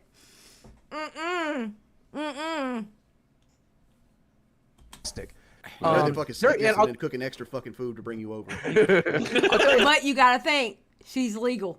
She's legal. I can't say a damn thing about it. The only thing I can say is I hope that it wasn't like trauma bonding that got them together, because that's not healthy. That's not healthy. It really isn't healthy. And I hope it's a healthy relationship for her and a healthy relationship for him. They are both legal adults, you know. The only thing we can hope for is that it's a healthy relationship for the both of them. Because at the end of the day, they're both still human beings, you know. They're both still human beings. So. I'll tell you what her mom has said and her stepdad has said to me. They have said... Stay away from her. No, they have said, look, you clearly make her very happy, and we just want her to be happy. But if you hurt her, we'll put you underground. That's basically what you were they about said. to say his father asked you for Geritol advice or some shit like that. You sure they don't think you're hiding money or something? You think? They're pretty aware. I thought she came off really good. It wasn't the $200K on pussy. It was the fact your girlfriend was like mowing the grass. I they had to go to the pawn shop and get that fucking lawnmower because Boogie didn't own that bitch before this documentary. True, Wings. True. You know Boogie didn't mow no damn lawn. You know for a fact he didn't. So true, Wings. So true. Yeah, there. You know, we do have a lawnmower. I ain't never fucking started it. Hey, baby, you know. I love Tommy's laugh. I fucking love Tommy's laugh. He gets me going when he laughs, man. And can you believe some people in the comment section talking about how Tommy's laugh is fake? And I'm thinking to myself, you obviously never watched Tommy. You probably have never caught an SFTP show, because that is 1,000% Tommy's laugh. That's how Tommy laughs when he gets going. People were actually complaining that his laugh was fake. Bro, get the fuck out of here. You know, we do have a lawnmower. I ain't never fucking started it. Hey, baby, you know. on the lawn today. It's not looking really good out there. Like I get flack all the time because I have a person that mows my lawn, but like I ain't fucking doing it. Yeah, True. I can't do it. I can't do it. You know? I'm telling you now, if it wasn't for my husband, our lawn wouldn't get done. Or I don't do outside yard work. I do not do yard work. Nope. I will pay a neighborhood kid to go out there and do it. I ain't doing it. Nope. But it's like, how's this little fucking tiny girl out here have this push mower? Like, how can you do a boxing match? You can't push a lawnmower. I'll be honest with you. So I'll be honest with you. She's within earshot of me right now, so you know I'm telling the truth. Like I'm looking at her basically on the couch. What's right her now. name? I forgot. Desi. Right? Desi. Yeah. And by the way, Desi! Somebody said to me, they're like, "Why did you name her Desiree?" Yeah. And I'm like, I didn't fucking name her. Her parents. I think people think I made up that name for some reason. What the fuck? I don't understand. But anyway, her parents named her that shit 21 years ago, almost 21 years ago. 21 years ago. You're almost 50 years old. You dated 21 years ago. But she. You know what's fucked up about this? Like when Boogie started his YouTube channel, his girlfriend was 3. Well, good thing I didn't date her then. Yeah, no shit. No shit, Boogie. Jesus Christ. Oh my God. Oh my God. I would have been interested. I'm interested now when she's 21, 20, turning 21. You know, it's just fucked up, right? It's like, just imagine if you sat down. Well, here's the thing. Here's the thing. If they looked him up back then, it wouldn't have said he's a pedophile like it did in the fucking movie. Yeah, if she wrote me on Instagram when I started my YouTube channel, she would have typed goo goo gaga. Like I wouldn't have been interested. True. Fuck, man. But the point that I'm making is she seems to just really like helping out. Like she's always been a clean person, a neat person. She's always taking care of a home. She's always making a cozy place. She's an angel. Yeah, she loves to do that. She's what you call a good woman. She's amazing. Every day I have a confession. With a good woman. Maybe this isn't good for the podcast. Miracle, fucking miracle. Yeah. Although I haven't watched Desi as much. I'll be honest with you. But both your. LOL, it's a fair clapback, though. She's legal now. No, true. Absolutely, Cosmo. No, that was actually a funny thing that Boogie said. That was like a shiny moment of Boogie can be funny. You know what I'm saying? Because of what Wing said, that was a perfect clapback. Perfect. That was actually good. Current girlfriends seem to be I'm married, by the way. Oh, I'm sorry. He's married, man. I like Kelly. I like her a lot. I like when she took over. Kelly's really great. I like when she took over the show because you're too lazy to do it. She made a bunch of money for you. I watched that. I think the more that people get to know Desi, the more they're just gonna like her. I'll tell you. Let me brag about her one more time, and then you can say whatever you want to say. Goof on her. But she took all my old Christmas shit. I haven't bought Christmas shit in a long time, right? But I had like old garlands and like my tree I bought like 3 years ago. That and we spent like $40 at Walmart. Okay, I'm sorry. This was funny as shit that D-Max did. Remember in the documentary, that was the same shit they were doing in the documentary about the money spent? And D-Max minus various Xmas crap, $40. That shit was hilarious to me. I'm sorry. That was funny as hell to me. That was a good edit. Walmart. And she has turned my living room into a fucking winter wonderland. I'll share it eventually on social media. But like, it's so warm and cozy and wonderful in there, and it would not have looked like that shit had she not taken the time and the effort to put it together. And I love it. I mean, I'm so into that shit. I'm tired of living in piles of garbage. Like piles. Oh, you didn't notice that, Silent? Yeah. Oh, I thought it was hilarious. When I first saw it, I was like, oh my God, that's hilarious. That was really good. Of amiibos and plastic shit, and the fact that she's like fixing my house for me makes me so fucking happy. So I don't know why I got so much. She does seem kind of ride or die. Like I look, I'm a cynical person, as you might know. That's probably why I got this wrong. No, Tommy cynical. Oh yeah, that picture was perfect. Tommy a cynical person? No way. Tommy spits out rainbows and unicorns all the time. In no way is Tommy so cynical. In no way possible is Tommy a cynical person. Anybody who would say that has never watched Tommy. Bless him for his cynical ways. Listen, you don't reach late 40s without being cynical. Listen, don't trust anybody who's almost 50 and they're super nice and they see everything positive, okay? Don't trust them. Don't trust them, okay? Because when you reach the age that Tommy and I are in, we live off of, well, we live off of nicotine, but the main thing we live off of is spite. Spite. That's what keeps me going every day. Spite. Bro, I mean, I'm waiting for the other shoe to drop. I want to know what her real fucking angle is. But if she does have an angle, and I'm not saying she does because I don't know that for a fact, she did a tremendous job of coming off absolutely genuine in that. Yeah. I still don't believe it. I'll be perfect. Yes, Ninja. Don't trust Buddhist monks. They're way too fucking positive. I'm sorry. I don't trust people who are way too positive. There's a limit, okay? There's a limit. You know what? I can't figure it out. You can't either. Exactly. Yeah. You know what I think her angle is? Believe it or not, I had a couple girls just like her message me. Like, some girls like big fucking dudes. Yeah, that's true. No, I've seen that before. I think her angle is just like, she loves you, really? Yeah, I think she just wanted to like have a happy life, man. She just wanted to have a happy life, and she thought that maybe I could be part of that happy life. A broke ass guy that's overweight, fucking. Well, I've said this a million times. Look, and I'm gonna be honest.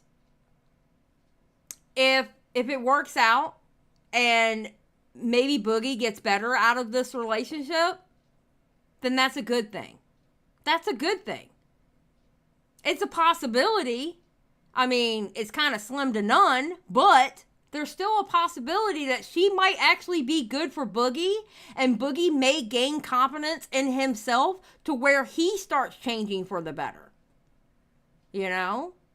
That's how I lost my weight. I used to be over 300 pounds. Okay? And I didn't even begin to start losing weight until I stopped the woe is me and I started gaining confidence in myself. And it was just little bits of confidence growing almost like every day, like a blade of grass, okay? It was little bits of confidence. And before you know it, I was gaining confidence in myself, and then that's when I started losing the weight. That's when I started actually being a better person. I didn't feel like I had to be sad in myself all the time. You know? I didn't have to be angry at the world anymore. I didn't have to be sad because I felt like a loser. I had to gain confidence in myself for me to do that. So maybe he needs the same thing. Maybe that's the key. We don't know. We won't know until whatever happens, you know? Yeah. If you get with a woman who sees your potential, then that's the woman you fucking marry. And that girl sitting in there on the couch right now sees my potential. That's the one you fooled. Maybe. I'll tell you a story. True, Moody. I'm telling you, and I stand by what I said. I think that boxing match did a world of good for Wings. Because it seems like Wings came out of that with confidence. And it seems like he has calmed down a bit and doing good. You know? What's up, Nicole? Can I say a story? Because I know this guy. This show's about you guys, but I'm going to tell a quick story. I want to say, yeah, please. Because we're on women's stuff, all right? There was a band in Jersey I was growing up. I was kind of involved in the Jersey hardcore scene when I was a kid. And there's this band called Fury of Five, right? And we went to go see Fury 5, and they were out in the parking lot in Asbury Park, New Jersey. And I was talking to the bass player. I was like, you guys are so cool. You're going. He says, listen, it's really nice talking to you, kid, but I got to go work. What do you mean go to work? You just came from back on tour of Europe. He's like, dude, we're not that big yet. Everybody works except the lead singer. And I'm like, what do you mean? James is mean. The lead singer doesn't work. He's like, yeah. Well, he goes, kid, why don't you go ask him why we work and he doesn't? I'm like, I will. I'll go over there. I'll ask him. So I go over there and I ask him. I was like, the other guys are all going to work tomorrow. How come? And he looks at me right in the eye and he goes, son, it's because I live off of women. I'm like, what? Like, why would you say that proudly? And I'm like, what the fuck, dude? He says, look, it's just like this. You could live off of women. He's not telling. He's not lying. He's not lying. Been there, done that. Had a dude like that in my life. I promise you. He's not lying. Whole life. He says, what are you doing for a living, kid? I was like, well, I'm trying to be an internet tech. That's my thing. And he said, that's good. And you'll only be able to make maybe $80,000 a year at that time in the 90s, maybe $100,000 before you retire. Okay, what's the limit? That's the limit for you. What's the limit for a rock star, right? Well, he had millions. He's like, exactly. Will I hit that? Probably not. But she doesn't know that, does she? Bingo. That's he's spitting truth. He is spitting truth when he said that, when he gave that story. 100%. Potential. You're absolutely right, Boogie. So as soon as that girl thinks she has potential, marry that bitch because she probably fucking figured you wrong anyway. There you go. Did you agree with me, Wings? I think that guy's onto something. You marry if a girl thinks you got something going on. If she thinks you will make money, if she thinks you will be successful, if she thinks you will, you're gonna get her like that. You want a woman that builds, but I'm from South Carolina. Like if I had to live off a woman, I'd probably off myself. I know that's right. True Southerner. Wings is a true Southerner. That right there. That's true old school Southerner right there. Yep. Oh, Jesus Louises. Oh, boy, Keem's going to fucking ream you out. I can't wait, Boogie. Oh, did you see this? Tommy's like, Keem's going to ream you out, Boogie, and I can't wait.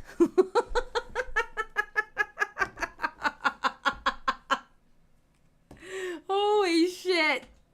Did you see this in the you see this in the LolCow live chat? Yeah, I can't talk about it because you won't let me. No, let's talk about it. No, you want to talk about it now? Do you want to talk about it now? Yeah, Muta says we can. Muta says we can. Muta says we can. Let's go. Muta says we can. Okay. Yeah, Muta says we can. Okay, fine. Can we be friends again now, Boogie? Because I was really mad at you. Okay. I understand. I'm gonna shiver shake on it. Okay. Here's what I know. I'm gonna start this off calm so it doesn't get like. Let's go. I got fucking control. All right. Yeah. I gotta you say said to something. me, I was gonna bring up. Like Mutahar, you've had some problems. You've had some issues with Mutahar, right? Yeah. I'm scared shitless. I'm scared shitless of that guy. So, and tell us what you told me before. Why are you scared of Mutahar? Because you talk stupid shit and he called you out on your shit? What, because he called you out? He's a big creator that called you out? Well, you have to understand, Boogie. You talked the shit that you talked on Twitter. What did you expect Muta to do? You went after Muta. I think it's funny you didn't go after Keemstar, but you went after Muga. Oh my God. You went after Muta and you kind of sideswiped, oh God, who else? Wavy Web Serve, but you really went after Mutahar. Bro, did you think he wasn't going to clap back? Did you think he was just going to read that and go, it's just Boogie? Like, bro. Like the hell? Or you compared Mutahar fan base to like you're afraid like one of Mutahar's No, I'm just afraid. I'm afraid of crazy people doing crazy shit. And like when somebody is as big as Mutahar, well, he's got like 10 million followers and he gets like 5 million views on a video. If he's like, he's really mad at me. Like he'll tell you publicly, he has said it publicly, he thinks I'm the worst piece of shit and he wishes the worst for me. And he'll say that a million times, right? He's tweeted it several times this last week. And I just saw it cut it. You missed off the second recording?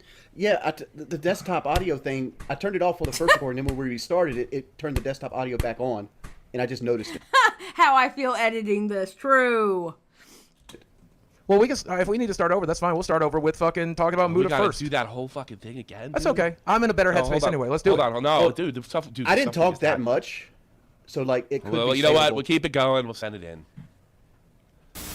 Cool. Okay. Yeah. Like that. So let's nobody fucking hit stop. Nobody. I haven't. You haven't. Have you hit stop, Boogie? No, I haven't. Wings? No, I haven't. Wings? Stop. I paused. Let's just fucking write it out. I paused the desktop audio like 4 minutes ago. Let's go back. Let's start with Mutahar again. Let's scratch that whole fucking thing. I'm going to ask you about Mutahar again. Yeah, go ahead. Here's how I'm going to open it up. All right. Okay. So in the beginning, me and you got a big fight, Boogie, before the cast started, and it was about Mutahar, and you told me not to bring up, which I agreed to, and then you had a bunch of other fucking stipulations. Well, no, I just wanted you to be nice. I just wanted you to be nice to my girlfriend. That was it. Fuck your girlfriend. How about that? All right. Here's you wanted that. Fuck your girlfriend. How about that? Let's go. That's neither here fucking either near or there. So you told me that you were gonna walk if Mutahar had anything to do with this because apparently you guys are having beef behind the scene. Like what the fuck? And you're telling me that he's as crazy or his fans are potentially as crazy. No, well, so really? I have paranoia issues. I think we all agree with that. I agree with that. Oh, here we go. Dear God in heaven above. Okay, guys. We're going to, being that we're a Christian Mingle chat, we need to take time for a prayer, all right? Dear Lord, dear Sky Daddy in Sky Heaven above, all right? What we are about to hear is probably the most pussy shit you will ever hear on YouTube in the next 24 hours, okay? We all know Mutahar, all right? If somebody did something stupid to Boogie in any way, or actually even threaten Boogie, do you honestly believe in the chat that Mutahar would be okay with it? Put a 1 in the chat if you think Mutahar would be okay with somebody doing something stupid. Put a 2 in the chat if you think that Mutahar would condemn it. Because Mutahar doesn't play games like that. He would condemn the shit out of somebody doing stupid like that. Honestly. He doesn't weaponize his audience. Boogie is literally acting like Mutahar was going to weaponize his audience. Like, come on, bro. Come on, Boogie. Really? Boogie, look how many subscribers you have. What if you have that one crazy person that they feel really sorry for you and they go and do something stupid in defense of you? Did you think about that? Because guess what? The shit that you're about to talk, it works both ways. What if that one crazy fan that thinks that Boogie can do no wrong wants to go defend Boogie? It works both ways, Boogie. It works both ways. Katie's like, that's Colleen Ballinger's job. True, Katie. True. But seriously, it works both ways. Like, come on. Ugh. Okay, here we go. Lord have mercy. And it comes along with the anxiety and other stuff. Muta's been mad at me for like years, rightfully so, because I've been a manipulative piece of shit. Like, I'll be the first to admit that, right? Okay. And so like in the last couple of weeks, Muta has definitely decided that like I love how Boogie will tell you that he's a manipulative piece of shit, but then try to tell you he's not manipulating you. Again, I forgot who said it in the chat, but like he's self-aware, but not self-aware at the same time. I love how Boogie does this. He double speaks like a mofo. What's funny is in one of Boogie's Twitter space, he said that he's not afraid of that idea of someone coming to his house. Bro. Yeah. like not a great person. And he's like tweeted, I mentioned him on Twitter because of all this group chat shit that leaked, and so he was like, bro, I don't privately shit talk you. I'm very open about my dislike of you. I think you are one very manipulative person who loves to take advantage of your fans. Creators asked about your weird relationship when you publicized it. We all thought it was creepy. And that's pretty much what happened in the fucking group chat. like, you're the worst kind of person. I think you're manipulative. I'm open about it. I only wish the worst for you, blah, blah, blah. And that's fine. Yes, Pigeon Salad. It's like an on and off switch. Yeah, it really is. It really is. It's like an on and off switch. He's entitled to his opinion. When did he say that? Did he say that before or after he started fucking DMing his girlfriend? It was after. It was a week, like right after the girlfriend. What? No, it was before. It was well before. Like a week before. So he said you're the worst. You hope the worst happens to you before you DM'd his girlfriend. I think so. Yes. Again, I can bring if you want me to. I can't bring up his tweets because we got each other blocked. I'll take your word for it. Yeah, his tweets basically said, "Look, I'm very open about how much I hate you, what a manipulative piece of shit I think you are, and that you deserve everything that's ever happened to you." I think that's a direct quote. Okay. That hurt your feelings. No, it didn't hurt my feelings. It scares the shit out of me. It scares the shit out of me. How does that Why? Because he talks shit back to you after you talk shit because you got hurt over the group chat leaks?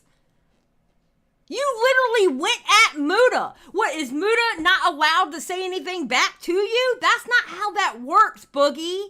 That's not how that works in the real world. It definitely doesn't work that way on the internet. If you talk shit, you get hit. That's not how that works. That's like if I go on Twitter and I talk shit, say I talk shit about Mutahar on Twitter. What, is he not supposed to say anything back to me? No, that's not how that works. If you got the balls to say what you're going to say, know that somebody has the right to have the balls and say something back. Like what? Holy shit. The shit out of you that he's venting to you privately. That's so ridiculous. No, that was public. That was public. That was public. Have you been you're confusing the things he said privately and what he's tweeted publicly. Yeah. And so when you have an audience of like 10 million people and you're wishing the worst for somebody, that's really scary for me. That's just really scary for me. And so I DM'd Muta and I tried to say, like, look, man, I just wish we could leave each other alone. And he agreed, which I thought was awesome. And then 2 days later, I pulled a... Yes, Courtney. Actions have consequences. Yes. Yes, they do. Absolutely. They really do. Believe me. I've learned that a lot in 2023. A lot. A lot. That's why I can't wait for 2024 to happen. I am sick of this year. I am so sick. I am so sick and done with 2023. I'm over it. I'm sick of Boogie whining too. Classic Boogie, and I was promoting a video, and Keemstar's like, you need to talk about this, you need to talk about this stuff. And I'm like, okay, I'll mention it in the tweet. I'm like, hey, after that group... Listen, Fairy Floss. 2023 has been 2022 extended cut. Swear to God.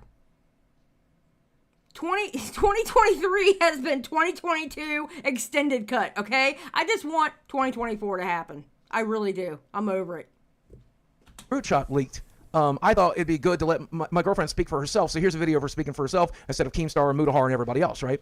And Muta's, I guess, girlfriend or wife, I think wife. He's telling me I wife. thought it was girlfriend. I did a podcast with her. Yeah. But apparently she saw that. And I didn't know who she was. I don't know who Dojangles is, but I guess that's a person. I don't know who Dojangles is. I guess that's a person. Okay, well, first of all, she is not an object. She is a person. And two, you were on her fucking podcast 7 months ago, you dumb fuck.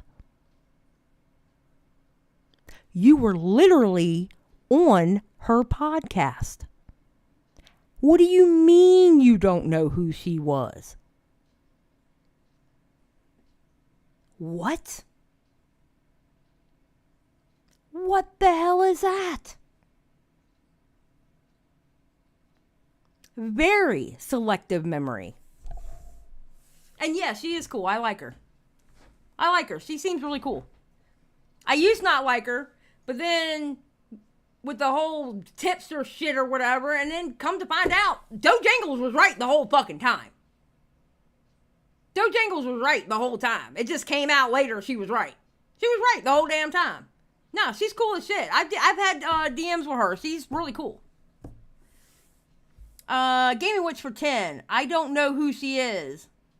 I smell some bullshit. Yep, you sure do. Gaming Witch, thank you for the 10. I appreciate it. Skelly, that's a good question. That's a really good question, Skelly. Oh my God, you're right.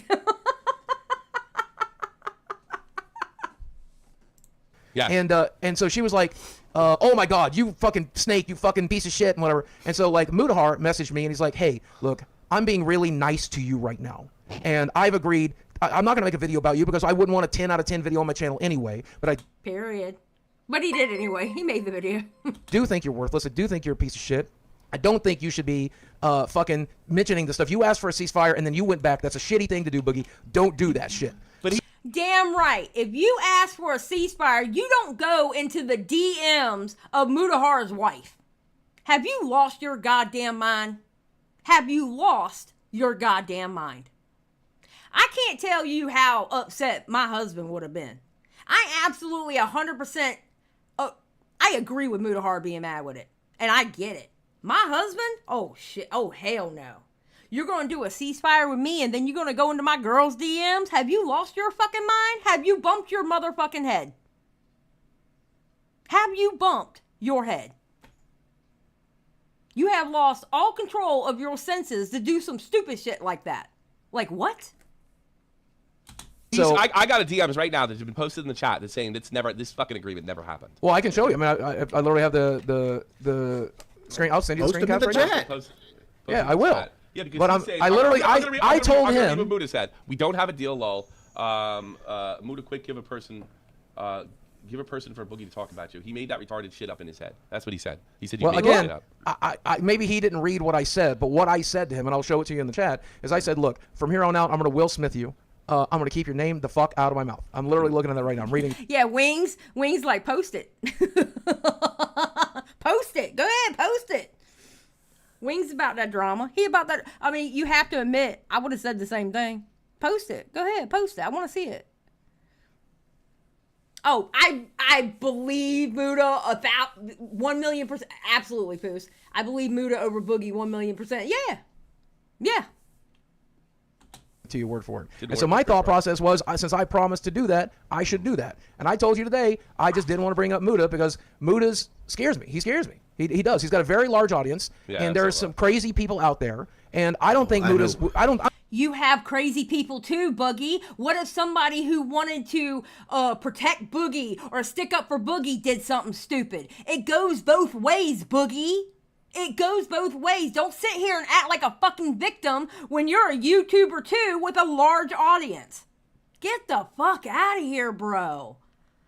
I'm not scared of Muda. Don't get me wrong. I should not say I'm scared of Muda. I'm just scared that there's a lot of people in his audience that might Frank Hassel my ass, and I don't want that shit to happen again. But here's the thing, though. I can't. Frank Hassel ain't the worst thing to happen. Like Boogie, you yourself made the Frank Hassel thing worse. I spent $29,000 to stay out of jail on a felon. It was pretty fucking bad. On your own mistake.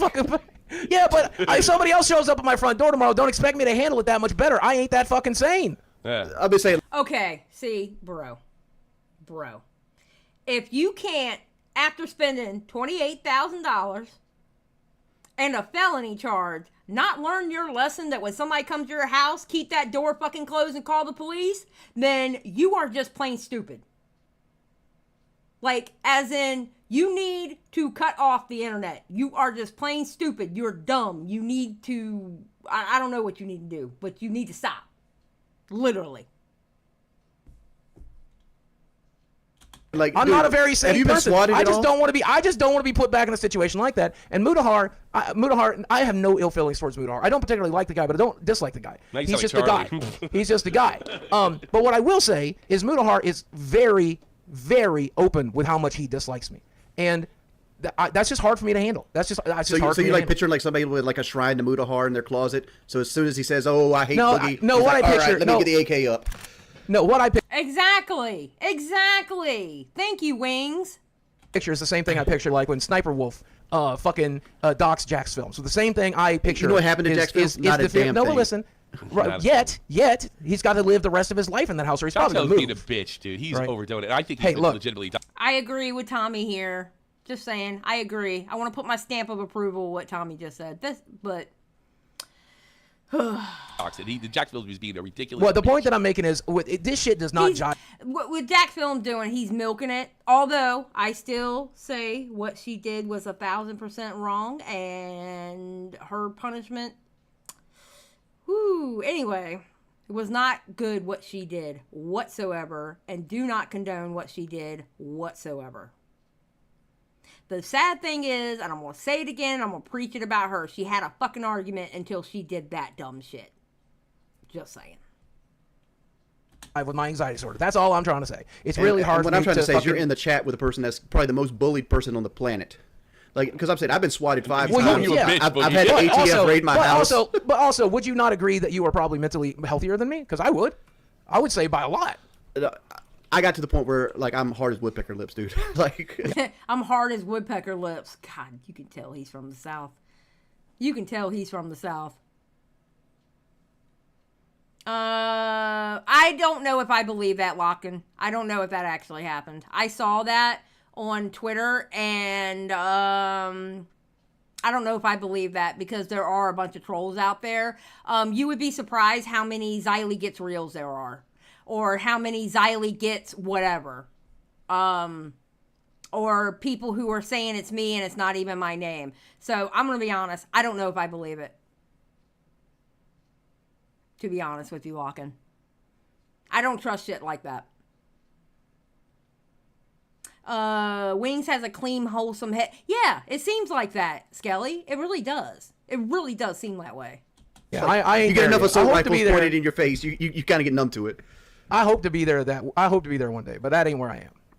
I hope to be a point where somebody's standing on my front door threatening my life, and I just be like, get the fuck out of here. I look forward to being at that point. Close the door but I don't think I cops can like that's what I'm doing. Like I'm gonna close the cops, and if you walk into my house, so you live. I say that all the time. I'll call the cop, but if you walk into my house, good luck. But wait, you For me, definitely could smoke them then. If you walk into the house, you made your own bad choice. Wow. That's what I love about the South. But for me, and I think some people might be relate to this, you guys might not be able to, but for me, it's not somebody being on my front door that's that bad. Frank being on my front door wasn't that bad. The fear of Frank was what fucked with me, and the fear that followed for the next 2 years. Do you feel like Like, I really dropped my dogs on that one, I guess. Because for the next 2 years, I still don't walk my dogs at night. I'm like, it fucks with me. Do y'all really believe he walked his dogs in the first place? I'm just saying. Do y'all really believe he walked his dogs in the first place? Can we be honest for a second? Can we be honest for a second? I'm just asking. He has a backyard. You know he's just opening up that backyard and letting them go in the backyard. You know Boogie's ass is not out there. I think he has 2 dogs. Can you see Boogie walking down the street, walking his dogs? Can you really see that? I mean, just saying. What's up, Dang? Anywho, I'm sorry. I just had to give the chat a reality check. If you actually thought that Boogie got his fat ass out there in the middle of the street walking his 2 dogs with leashes. Don't, you ain't fooling me, okay? Because if you were walking them every night, bro. Gaming Witch for 5. Frank's the hash slinging slasher for Booger. Oh, thank you for the 5, Gaming Witch. Frank, to know, I was gonna be a shot. I didn't know this motherfucker. It's a crazy thing to show up on someone's front porch. That's crazy shit. It's not that bad. That's crazy shit. No, it's crazy shit to show up on someone's front door. And I've had crazy people do crazy, awful things to me. I got a whole wall here. Again, I'll make it very clear.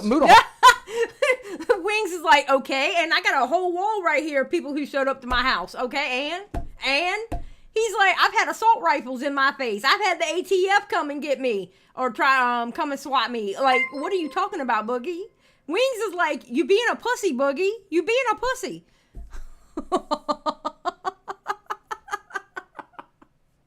Mudahar is not that person. I don't think Mudahar is that person. But I don't know that there's not somebody out there who watches Mudahar that wouldn't be like, I can get hell yeah, Wings is about that life. clout. I can get clout by going and destroying Boogie's life. I can get clout by showing up on Boogie's front door. I can get clout. And I just, it scares me. What kind of clout are they going to get?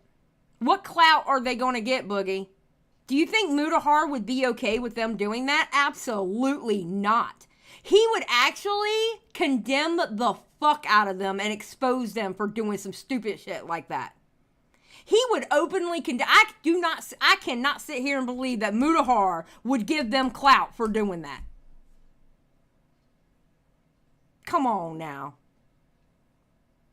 Come on, man. That's some stupid shit coming out of his mouth right now. Very, very badly. And I have an anxiety disorder. I have a diagnosed... shut up. You might be crazy. Thank you, But I do. I have a diagnosed no, anxiety no, disorder. And this shit's just hard for me. This shit's just hard for me, man. That's all I'm saying. That's why you come here to vent. This is better therapy. Come on, every fucking middle-aged housewife has anxiety disorder, Boogie. I do as well. Right. I do not, or at least not diagnosed, okay? I am not on any kind of pills as a middle-aged housewife, okay? I am not on any kind of pills for anxiety. I can happily say thank you very much.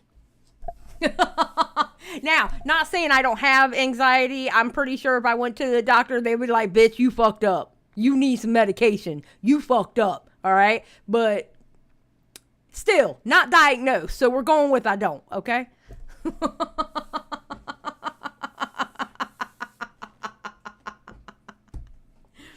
Oh, shit. I'm sorry. I came out of here liking Wings. I'm sorry. I like Wings. But let me give full credit to Muda, okay? Muda has, since last week, he has done... No, I don't smoke weed. I'm not against smoking weed, don't get me wrong. I'm not against it, but I never found a strain or even looked into a strain that wouldn't make me paranoid, because all the weed I've ever smoked, I'm like the one that gets really paranoid. Now, I can eat edibles like a mofo. I haven't had edibles in a long time, but edibles do me good. Just saying. But no, I don't have a problem with smoking weed. Like, I'm not against it. It's just, no, I don't smoke weed. So, Xylie chose Mary Wings, kill Boogie. Well, I couldn't, if you think about it, Wookiees, I couldn't marry Tommy, because remember when we did it on an earlier episode of the broadcast? I was like, I can't marry Tommy because me and Tommy are way too close. Like, me and Tommy would literally kill each other. Let's be honest. All right? Me and Tommy would literally kill each other. An excellent job of taking it up with me personally instead of publicly, and I think it's fucking awesome that you're doing that, Muda. And I don't care whatever horrible shit you've got to say to me, Muda, I'll let you say it. I'll give you my number. You can call me and say that shit to my face as much as you want. What did you say to Dojangles? Like, obviously they probably got it under his scrawl. Like, what were you talking? Because I DM'd. It was a simple fact. It was the simple fact that he even got in contact with Dojangles. That was between him and Muda. And he shouldn't have carried his ass into Dojangles' DMs because that was disrespectful as fuck. Because she didn't have shit to do with what was going on between him and Muda. And that was disrespectful. That was disrespectful, I think. Him, and I said, "What's Flex wrong?" And he says he's talking to my girl, and I'm like, "What?" Yeah, and he wouldn't elaborate. He was afraid to look at the third I said to her, inappropriate? I don't think so. I said to her, "Hey, when you're right, you're right." Keemstar told me to capitalize on this, and it would be fine. I didn't want to make a video about it though, so I thought a tweet wouldn't be upsetting to Mood Harm. My mistake.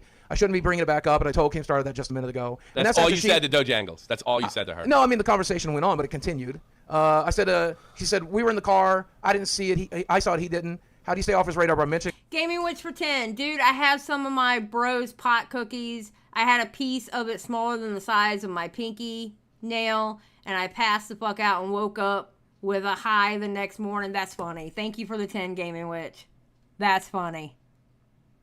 Oh, yeah, I like CBD gummies. It helps with my back pain. I do like CBD gummies. They help with my back pain. They help me calm down enough to where I can work through my back pain. Him, I said, yeah, I'm grateful for that. And like I said, I didn't really think that tweet was something to give a shit about. Can you summarize the summary is, I thought I was having a conversation with a completely different person until she said we were in the car, and I'm like, oh shit. Bullshit, Boogie, shut the fuck up. Boogie, shut up. You knew who Dojangles was, or why else would you have gone in Dojangles' DM? Shut the fuck up, bro. God, he's such a manipulative fucking liar. Bro. How in the fuck did he not know who Dojangles was, but he just so happened to go into Dojangles' DM? Shut up. Shut up. Just shut up. Jesus Christ. Damn. Ugh.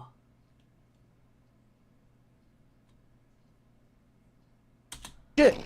I even here's one of the lines, and let me read this because I think it's really important. Voicemail? No, this is text. This is on Twitter. Of course, she's showing her boyfriend that she fucking Boogie 2988 is. I literally said to her, I said, I don't know if you're close to Muda, but he made it clear that he felt that way about it. Thanks for trying to warn me that he would. And I didn't know you're married to this person. I didn't know you're friends. I know with he's married. person. I thought they're engaged, but yeah. So I fucked up. I fucked up really bad. Like I super fucked up. Well, I will say this. I'm gonna defend you a little bit. Boogie, why in the fuck did you even go in the DMs? You know what? Boogie just told on himself. Because if he's the one that went into those DMs first, he knew who she was.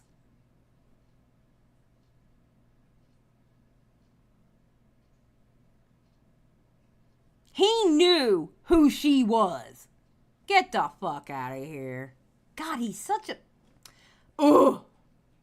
She's in the drama game now, like full force. She's got a podcast. She's game to be criticized like everybody else. She can't, and I don't think she wants to. I know her a little. She absolutely can be criticized. Absolutely. She is in the game. She's had that podcast for a while now. 100%. But she didn't do anything wrong in this instance. Boogie should have never went into her DMs. And then, after going to her DMs, you want to tell people you didn't know. I guess that's a person? No. Fuck you, bro. Because you knew who she was. You knew who she was. Shut the fuck up. Yeah, he's pretty selective about what he wants to take accountability for. Exactly. A little bit. I kind of like her. I don't think she wants to be Mudahar's girlfriend and then live under that protection. She can stand on her own fucking too. Well, it doesn't matter. I mean, it's still. She absolutely can. She's a fucking fighter. Listen, if you go back and watch, it was. Oh, I look back at it now and laugh my ass off. That I want to say it was it. I think it was a regular Augie live stream. I don't think it was Augie's show, but either way, it was on Augie's channel where her and Tipster got into it. You tell me if she can't stick up for herself. Try to tell me that girl can't stick up for herself. She's feisty as fuck, and I love it. I love it. She's feisty as fuck and don't give a fuck. And you should check out her podcast. It's actually really good. It's really good. And I think she just, I think Now Recording just came out with a video with her in it talking about Chris Chan. Yeah, she's feisty as fuck, bro. No, yeah, that was on Fireball, but on Augie's channel, months before that Fireball happened, her and Tipster got into it. There is a live stream where her and Tipster got into it. That was before Fireball. And it was good. It was good. I appreciate you defending me, but I still think it's, if I had known like that wasn't welcome, I obviously won't do it. Now that I know it's not welcome, I blocked OJ. Yeah, Nicole, you know what I'm talking about. Yeah, that Augie stream was awesome because it started off with Mudahar talking about problems he had with Tipster. And then, as soon as Mudahar left, Tipster came in there talking shit about Mudahar, and then Dojangles came in and said, okay, bitch, you want to talk about my man? Let's go. Let's talk about you. And she just went the fuck off. And now, looking back at it now, compared to how I looked at it initially, she was right the whole time. She was right the whole time. Back then, when she first did it, I was like, I don't know about that, because I was Tipster's friend. So I wasn't actually taking in what she was saying. Looking back at it now, she was correct. She was right the whole time.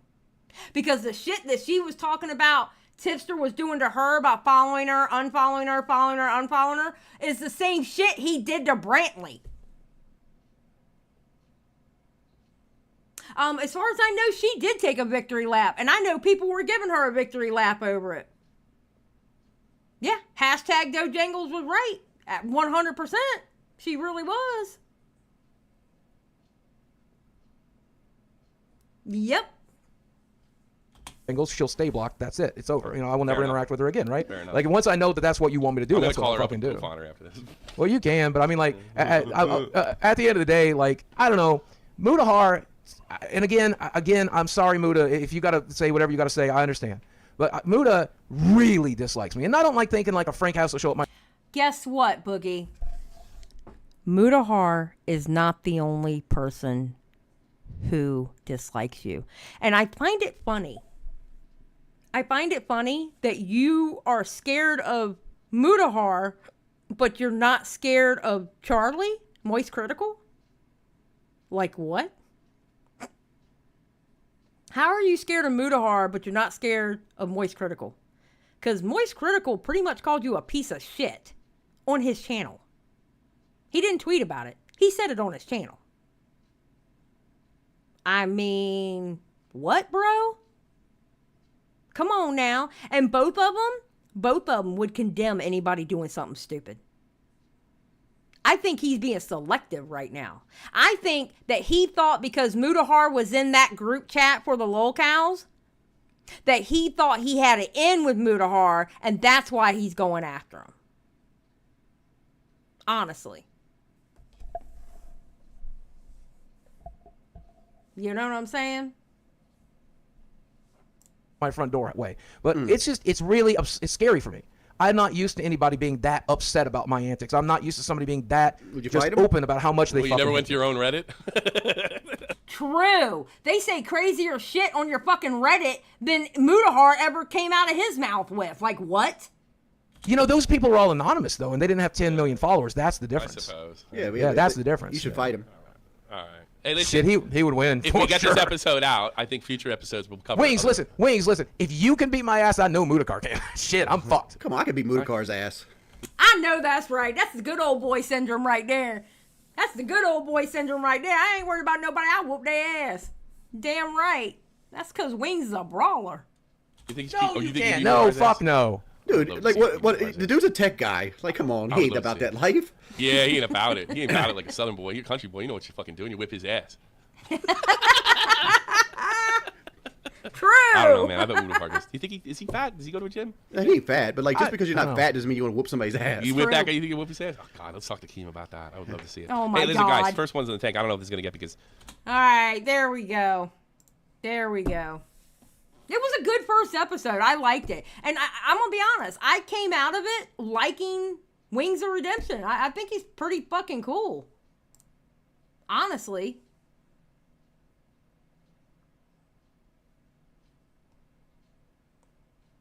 I came out of it liking him. You know? Yeah, Wings came off pretty chill. Yeah, he really did. And the only thing I kind of wish is that Wings talked a little bit more, but I know that he had audio issues, and honestly, the episode really was about Boogie. But like the shit, he either said shit that made sense, or he said some funny shit, you know? I think Wings beating Boogie's ass humbled him a bit, I guess. You know? Yeah, I think it made him gain confidence, honestly. I really do. I think it made him gain confidence, and I love to see it.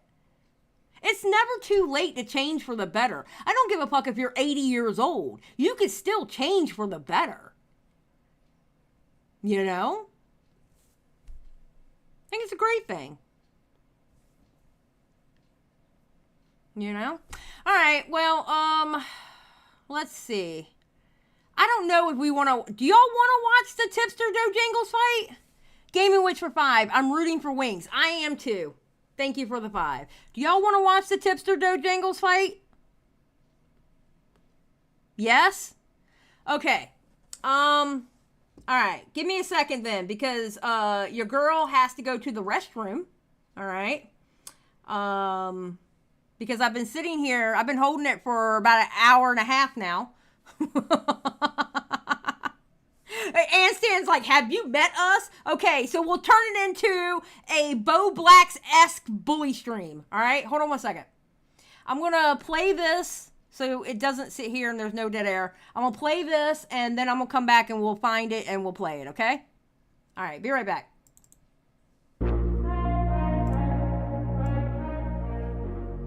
All right, be right back, guys.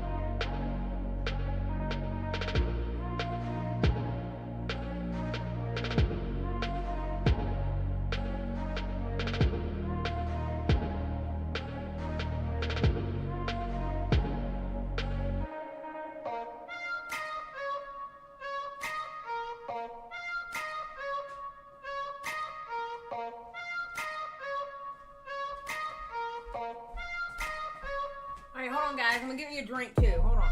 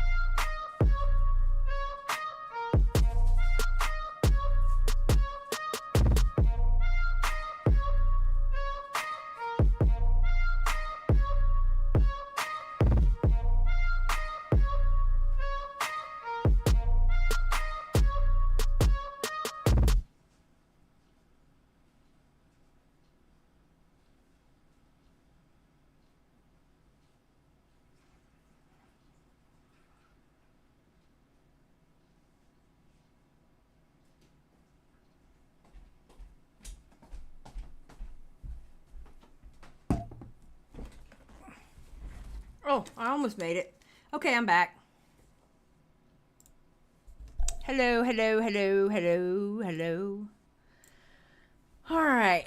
Now, y'all want us... Okay, let me find it. Let me try to find it. I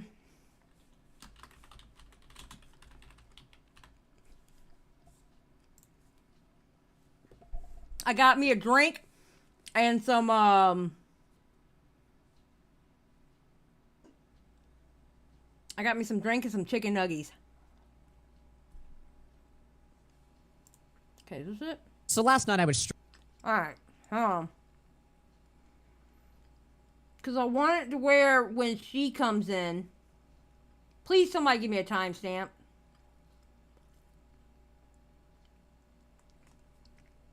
Because this is when everybody discovered that they were dating. Alright.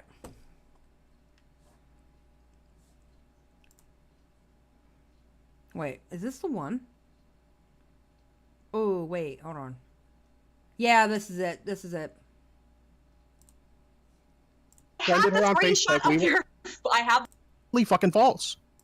Like 6, yeah, like 7. You're really taking the wind out of the sails here on this one. I thought this was like a random tipster moment, but apparently Needs to log off, bro. This was a He needs to log preemptive off, strike. Yeah. Oh no.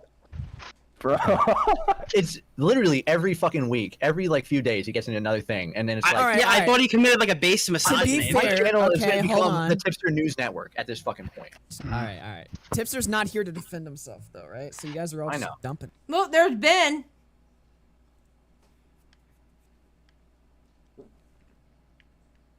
Gaming Witch, this is the clip segment. This is the clip segment.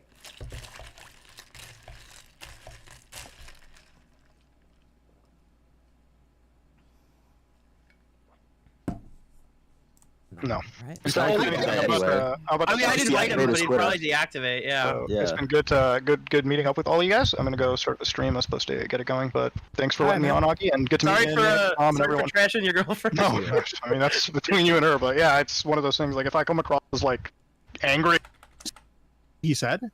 All right, here we go. Take care, guys. All right, take care, man. So I just got off a stream and I'm being told that Muda said that I've been desperately trying to be friends with his girlfriend. Is that really what he said? Yeah. He did, or to get like a follow back or some shit like that. No, like that's blatantly fucking untrue. Like I've definitely followed her a few times before, but like does a follow equate wanting someone to be someone's friend? Like is that there are no DMs. That's the best part. There are no fucking DMs. I've never interacted with this woman prior to today. So like, really, what the fuck is this notion that like I'm trying to desperately be her fucking friend when that's not the case? She's been talking shit about me for months and I've held my tongue this whole fucking time. But the one time I say something, all of a sudden it's like, yo, Tipster's been trying to desperately be this girl's friend for months. And no, that never happened. I don't have any DMs with this woman whatsoever. Okay, so Tipster would do the tactic of follow and then unfollow. And some people, I've had the hiccups now. And I've been fighting them, but now that I'm eating the chicken nuggets, now the hiccups want to start. Some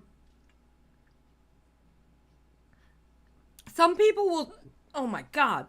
Some people will do the tactic of following people and then unfollowing in hopes that they get a follow out of it. Oh, God. Like, I'm sorry, but like Muta's literally saying bullshit right now. This is totally fucking false. Shit, man. Is it an insinuation that you're trying to follow her multiple times to like try and like mend Well, the fence? I mean, it's like, well, okay, so here's what happened. Like, I followed her for a while prior to like the whole like technical shit, and then when the technical shit went down, she would like talk shit. So like I blocked her, and then at one point I'm like, maybe I'm being a little bit unreasonable. She has whatever opinion she has, so my bad. I'll let it go, and I'll fucking like I'll follow her, and I just like move on. Right? And there were a couple times where like that happened. I'd say there's probably a total of like maybe 3 or 4 times total I followed her. But does that constitute me desperately trying to be her friend or something like that? I've never communicated. I've never had any communication. Okay, hold on. I'm trying to get it to where she calls in. This girl whatsoever. I remember. That is 100% how it happened. That is 100% how it happened. Dude, Tipster is like. Yeah, the following. Okay, here we go. Which Yeah, no. I'm tired of people's shit at this point, dude. Okay, here we go. What's going on? All right, there's 2 sides of this. Okay, so now Dojangles has joined. The gaming has stopped. We're gonna figure this shit out apparently. All right. So now this is Dojangles against Tipster. Story being told here. Okay, so for 4 years, Tipster has followed me and then blocked me. I haven't even known of your existence for 4 years. You're saying that I tried to. I haven't even known of your existence for 4 years. Didn't you go and look for Paige the Panda on Facebook and friend request her? Yeah, I was I was in communication with her because we were discussing her GoFundMe She shit. quit communication with you and you went and frickin' friend requested her on Facebook. You went to go look for her on Facebook. That's not true. That's not true. When I friended her on Facebook, I have the screenshot. I'm not saying I didn't friend her. Why are you doing stuff like this? You always do shit like this to get people's attention. You've been doing shit like this for fucking 4 years. I think you're gross. I have no idea what you're talking about. That's so fucking bullshit. You keep saying. Tell me she can't stick up for herself. Try to tell me she can't stick up for herself. Come on now. I've been doing this shit for 4 years. Like I have no idea what the fuck you're talking about. I haven't even known you. I don't follow you back. You saw me in a VC so with you Colossal. think I followed you expecting a follow back? You're just crazy one time and went and followed me on every orifice of social media because maybe you thought that was like a way to get with Colossal is crazy. I've never been in a VC with Colossal is crazy. This was 4 years ago. You saw me in a VC with him and then you started following me. I've never been in a VC with Colossal is crazy. What are you talking about? But you saw me in a VC in a private. Where would I see you in a VC with Colossal is crazy? That crazy fucking Irish badass that everybody was like that dumb bitch, that one dumb bitch. I have never seen you in a VC with Colossal crazy, so I have no idea what you're talking about. It showed that you were being a little clout chasing because he wasn't talking to you and he doesn't like you. And on top of that, all of this shit, when it comes to people, this is all you've done. All you've done is try to get people's attention. When anybody gets caught, you did the same thing with Oki. You wanted to go and bury the hatchet with him when he got a little bit of clout when his video started taking off. Ooh. Go ahead and try to cross her. Go ahead and try to cross her. I dare anybody. Just saying. Gaming Witch for 5. Why did he try to friend Liar Maker's victim on Facebook? That's it. Well, he explains it because somebody had made a video saying that she was lying and he was trying to get in touch with her to let her know about that video. It was something like that. He explains it. And then you wanted to like go around and tour with all of his friends. You seem to be making a lot of assumptions about me with like no grounds whatsoever. It's actually. Yeah, Echo. Yeah, he went to her Facebook. Yeah. You're talking about how I followed you when I seen you in a VC with Colossal crazy. I've never seen so many times. This has literally never happened. This is literally the kind of shit that you've done for like 4 years. You try to collect women. I wasn't going to be one of them, so I'm going to make fun of. Oh God. Oh God. And I remember being so pissed off when she said that. Oh, she was right the whole time.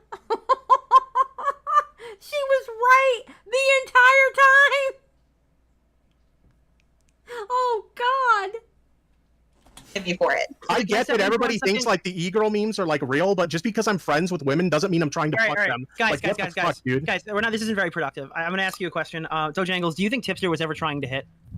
I think he just tries to collect girls, and I think that's gross. Even if he's trying to fuck, I think he always just tries to like gather girls and just have like this little section of girls. And to me, to be goth mommies, to be e-whores. What was the other one you called them? To be part of Coomer Nation, to be in the cum zone, because that was the name of the Discord. Yeah, for those reasons. Just saying.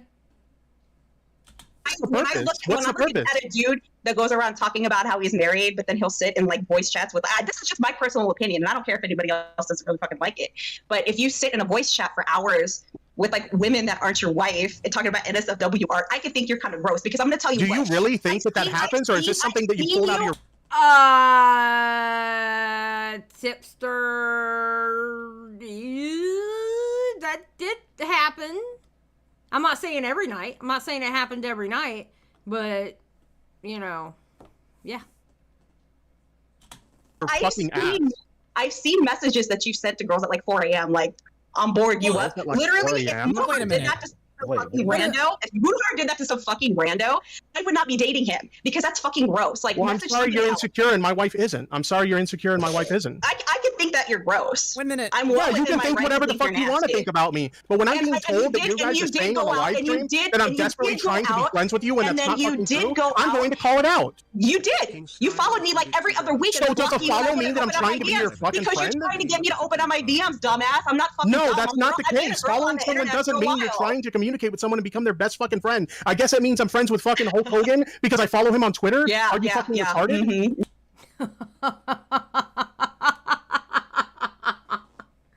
Oh my god, man. Oh, Boogie just did not know. Boogie did not. Woo! Yeah.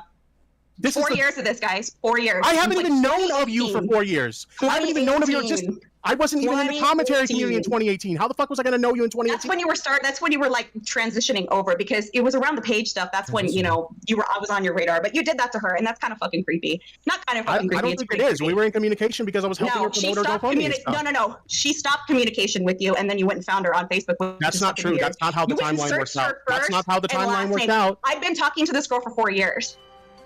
Okay. Oh. But that's not how the timeline worked out. How did the timeline work out? I'm telling you right. So you did look for her on Facebook. Did she ever accept your friend request? Yes, because I was acting in No, active she never communication ever with her. accepted your friend request. It's still fucking sitting there, my dude. What the fuck? I mean, I don't know if she accepted it or not, and it No, doesn't she fucking didn't. matter. She You're didn't trying to make this into something that it's she not. wasn't I'm following telling you that I on was Twitter, active. and you didn't have open DMs with her anymore, so you went to go fucking find her on Facebook. That's not true. That's not how the timeline worked out. That's not how the timeline worked out. But he just said, yes, she accepted it, and then she was like, no, it's still sitting there, dude. You notice that? You notice that? That you is don't not even how know the whether timeline or worked not out at she all. like accepted your friend request. So how can you I say don't whether know, or and not I the don't time care would be whether she okay? accepted it or not. What does it matter? Then why go look for her then? Like I said, we were in active communication at the time. No, I you didn't think it was a weren't. big deal. No, you weren't. She was done. You gave her the lollipop cop video, and that was over. Okay, so like I don't get Okay, the. all right. So then why would you go seek her out on Facebook? That's like creep fucking status. A girl that's got I mean, some you can fucking keep like saying we trust weren't in issues. active communication at the time, but You we weren't, were. because I We was. I absolutely talked to her were. every day, still talk to her every day. You weren't in active communication with her at the time. You had a couple of DMs. You gave her the lollipop cop video, and you went on your way. Yeah, and I also helped her promote the GoFundMe and donated And to then it. after that, after you got a Twitter nuke and she didn't follow you back, you look for her on Facebook. Wait, Tipster got her Twitter banned?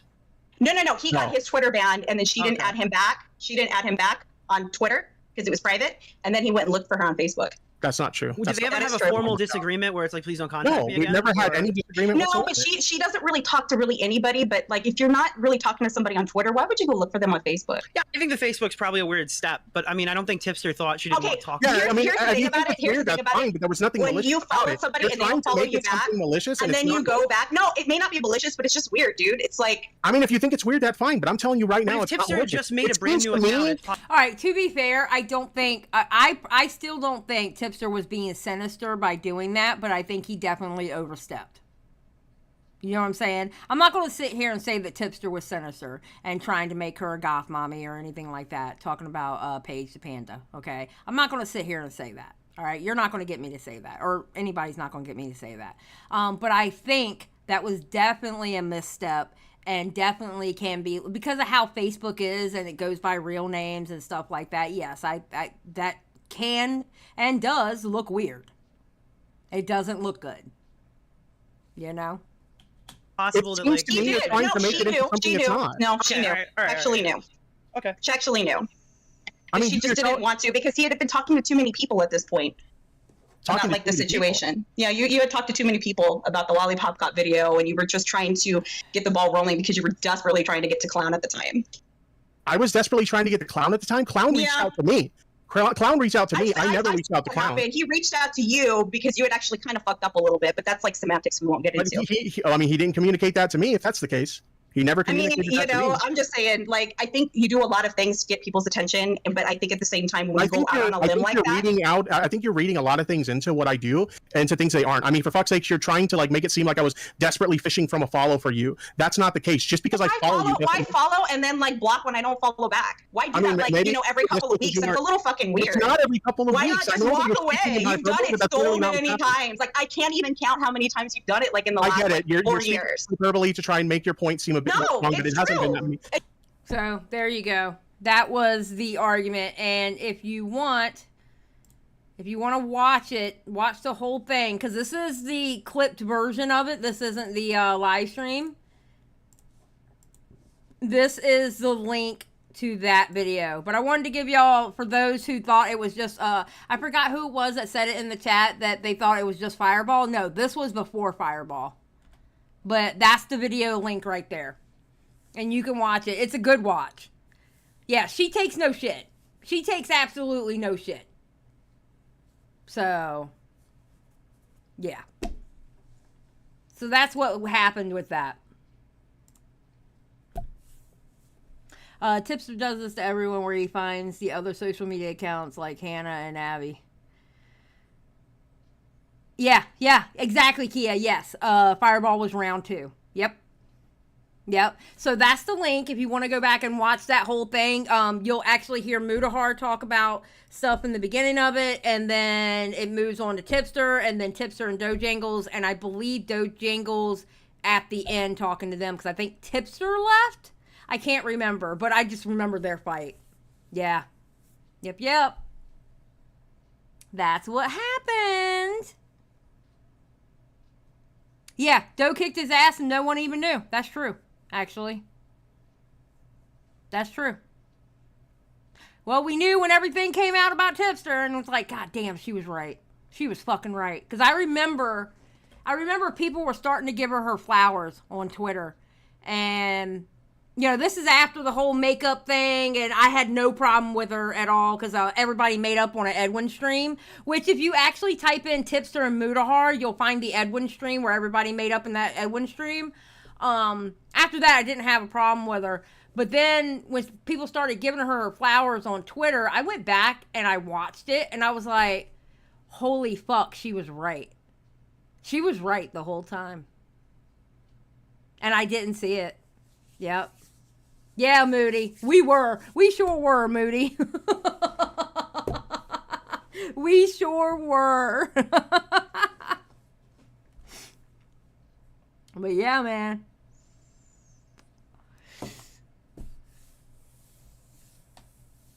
Yeah, that's true, Nightmare. Very true. All right, anything else before we get out of here? I'm tired. I gotta do a little bit of housework, and I want to chill the rest of my night. Probably watch another Harry Potter movie tonight. Or something. So. Oh, of course, kiss the cats. Of course. As a matter of fact, since I gave you that, here, take this too. Hold on.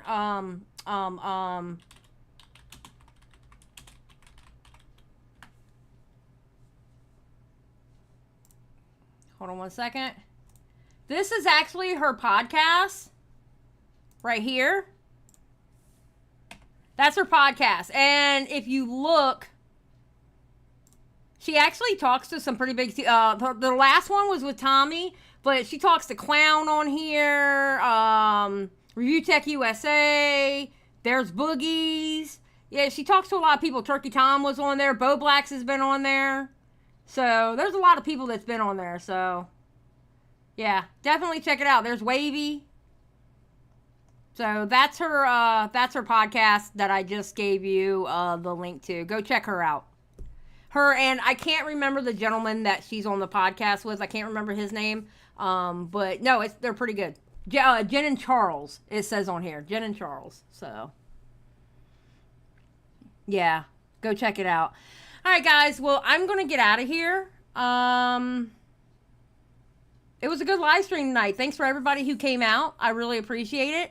And always remember, keep that shit real.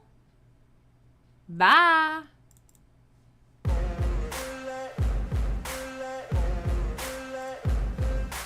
Ain't no motherfucker in this world could do it like me. Open up your eyes and insert a little rising. You don't have to love me, you don't have to like me. Got enough love in myself, in my psyche.